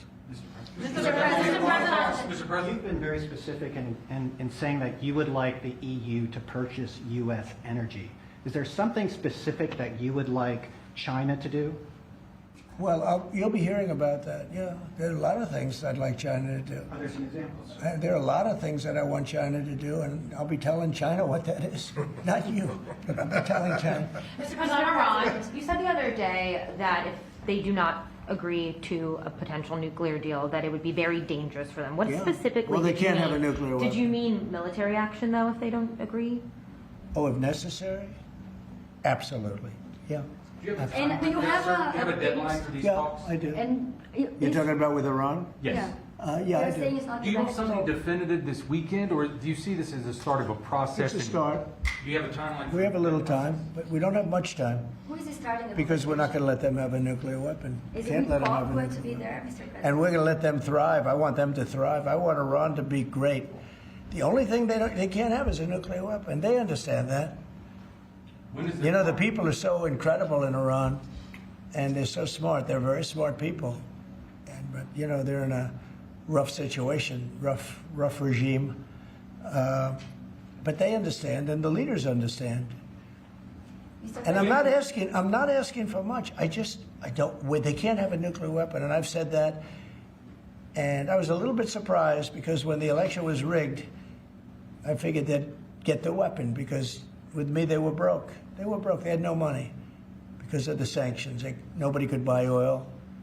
We did that to Venezuela just recently, and we'll do it to other countries if we have to. I want to see Russia and Ukraine make a deal. They got to make a deal. When schools get blown up and bad things happen, like I'm hearing about, it's no good. I hope we're going to make a deal with Russia and Ukraine. But with Iran, yeah, if it requires military, we're going to have military. Israel will obviously be very much involved in that. He'll be the leader of that. But nobody leads us. We do what we want to do. When would the clock run out on the talks? Before Say- you might, when would the talks need to conclude before you might do military? I can't really be specific, but you know, when you start talks, you know if they're going along well or not. And I would say the conclusion would be when I think they're not going along well. So that's just a feeling. Mr. President, on the subject of U.S. troops stationed in Europe, do you have any plans to reduce the number of U.S. troops in Europe or in other NATO countries? Well, good. I mean, it depends. We pay for military over in Europe. You know, we don't get reimbursed by much. South Korea too. So it'll be one of the things we discuss. That's unrelated to trade, but I think we'll make it part of it because it makes sense. Be nice to wrap it all up in one package for each country. You know, it's nice and clean, and we have plenty of law firms. These are great law firms that we signed with, the best. And I think part of the way I'll spend some of the money that we're getting from the law firms, you know, in terms of their legal time, will be, if we can do it, I think we can do it, using these great law firms to represent us with regard to the many, many countries that we'll be dealing with. We'll have good lawyers representing us, but we want to have good lawyers, and these are the best, considered the best lawyers in the world, right? I mean, considered the best in the world. I don't know. They just went off a little bit. Mr. President, two questions. On Iran, do you have an update on who will be participating or conducting these conversations? Will Witkoff be there on Saturday for these direct talks? And on China, some economists are saying that right now is technically embargo on China with 125% tariffs. Are you concerned of escalation beyond the trade war with China? No, I'm not concerned. I think President Xi is a very smart guy, and I think we'll end up making a very good deal for both. But, you know, we've been treated so badly for so many years. Again, we allowed that to happen. We've been treated so badly for so many years. But no, I don't expect that. I think President Xi is one of the very smart people of the world, and I don't think he'd allow that to happen. And we're very powerful. This country is very powerful. Let me tell you, it's far more powerful than people understand. We have weaponry that nobody has any idea what it is, and it is the most powerful weapons in the world that we have. More powerful than anybody, not even close. So nobody's going to do that, but I think that if that's what you're referring to, maybe it's not. But just in terms of basic escalation, which is what you said, no, I think that President Xi is a man who knows exactly what has to be done. He's a very smart man. He loves his country. I know that for a fact. I know him very well. And I think he's going to want to get to a deal. I think that's going to happen. We'll get a phone call at some point, and it'll be off to the races. It'll be a great thing for them. It'll be a great thing for us. It's going to be a great thing for the world and for humanity. Do you have plans to meet with Putin in Saudi Arabia? At some point, I will. At some point. In Saudi We'll have to see. I mean, we have to get there right now. You know, we got to get there. In the meantime, they're losing 2,500 on average young people every single week. Think of that. 2,500 people a week. It's not even conceivable. We got to get there fast. Do you think A couple of more. Yes. you have to increase tariffs on China even more before they come to the table or give you a phone I call? can't imagine it. No, I can't imagine it. I don't think so. I don't think I'll have to do it. I don't think we'll have to do it more. We calculated it very carefully. By the way, when you hear 100, a lot of people charge much more than that. Canada charges much more than that to our farmers, our dairy farmers. Many, many people charge much more than 100 or 125 in this case. But I don't, it's still a significant number. I don't see that again. On the investigations. Yeah, Mr. President. So do you think some of your tariff critics would prefer, to see the United States go through turmoil than to actually see it succeed just because they are your policies? You mean just leave the tariffs the way they are now and just relax, right? Some people have said that. Look, again, we're making, it'll be soon, much more than $2 billion a day. That's not the worst thing that I've ever heard. So, yeah, some people say that. But, we look at the other side, too. I think as the United States, we have an obligation to look also at the other side. We want what's good for everyone. I mean, it's America first, but we also want to make sure there's a world that can live and live happily and all of that. And so, this is the way I look. No, but there are people that say, look, where we are now, I've been in worse positions in my life than making $2 billion a day plus, right? It's really plus. Thank you very much, everybody. Thank you, Press. Thank you, Press. Head it out. Thank you. Cut it out. Or the markets are what really changed your mind when it came to The markets right now are extremely good. Thank you. Thank you. Thank you, Press. Thank you. Cut it out. Thanks, guys. Here, this way. Right this way. Thank you. Keep going. Okay, that is President Trump at the White House signing executive orders aimed at reducing regulation and as well ordering investigations and taking reporter questions. Okay, in today's Business Matters, the Trump administration raised tariffs on low-dollar shipments from China after previously closing the so-called de minimis exemption. It allowed Chinese retailers like Temu and Shein to ship goods to the U.S. duty-free. The administration announced yesterday a tariff increase on small parcels from China that'll now be 90% of their value, or $75, with a future hike to $150. That's up from the previous plan of 30%, or $25. The order applies to packages valued at under $800 and takes effect on May 2nd. The strength of the U.S. dollar fell to a 6-month low on Wednesday after President Trump's punishing new tariffs came into effect. An index that measures the dollar against certain other major currencies was down nearly 0.9% Wednesday morning. That's even lower than the level it dropped to last week. According to one economist, a weaker dollar is not usually how markets respond to U.S. tariffs. Higher U.S. tariffs would normally boost the dollar by lowering American demand for foreign goods. The expert says the dollar's weakness may reflect a clear and present danger to the U.S. economy. It could also be that the way tariffs are being implemented, but the announced tariff pauses could change the picture further. Walmart has pulled its financial guidance for the year due to uncertainty about the impact of sweeping tariffs on China, Vietnam, and other key sources of goods. In a news release, the company says it wants to maintain flexibility as tariffs are implemented. Walmart scrapped its operating income guidance for the year, but said sales would grow by up to 4%. And fasten your seatbelts. Delta Airlines is seeing turbulence for the economy on its flight path. CEO Ed Bastian warned that revenue this quarter could fall and that growth has largely stalled. The airline says its weakened outlook is due to broad economic uncertainty around global trade. It's anticipating both business and casual travelers pulling back plans due to the uncertainty. As a result, Delta is no longer standing behind its previous guidance that it expected record profits this year. The airline's also ditching plans to offer more seats to passengers later this year. In an interview, Bastian said everyone is going into defensive posture, and if that continues, we'll probably end up in a recession.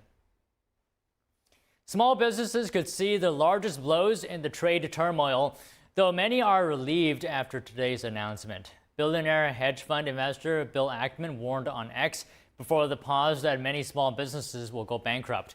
Ackman said several startups that he's invested in are concerned about meeting their margins. One small business who makes goods from China told the New York Post it may be forced to shutter within months.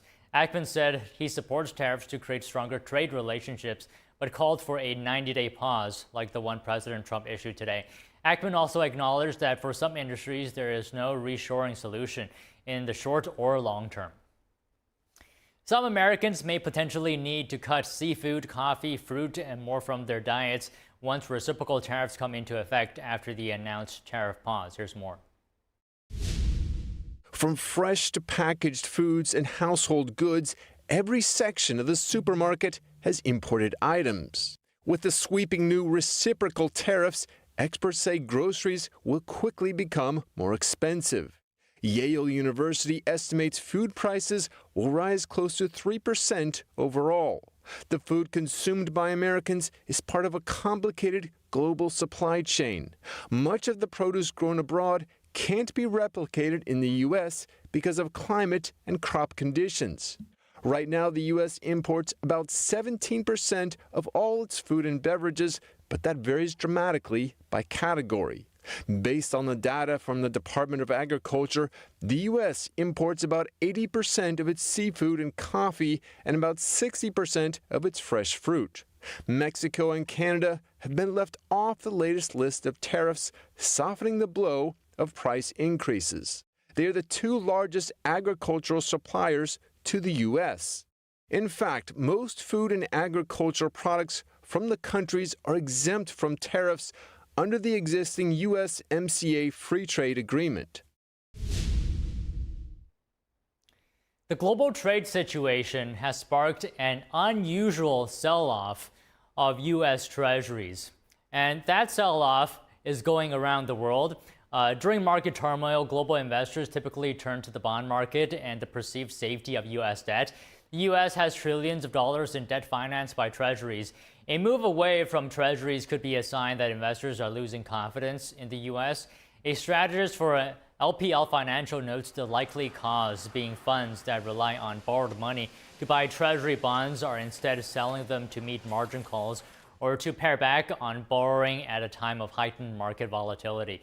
U.S. Treasuries Scott Bessent is downplaying the sell-off. He said this is a normal deleveraging going on in the bond market.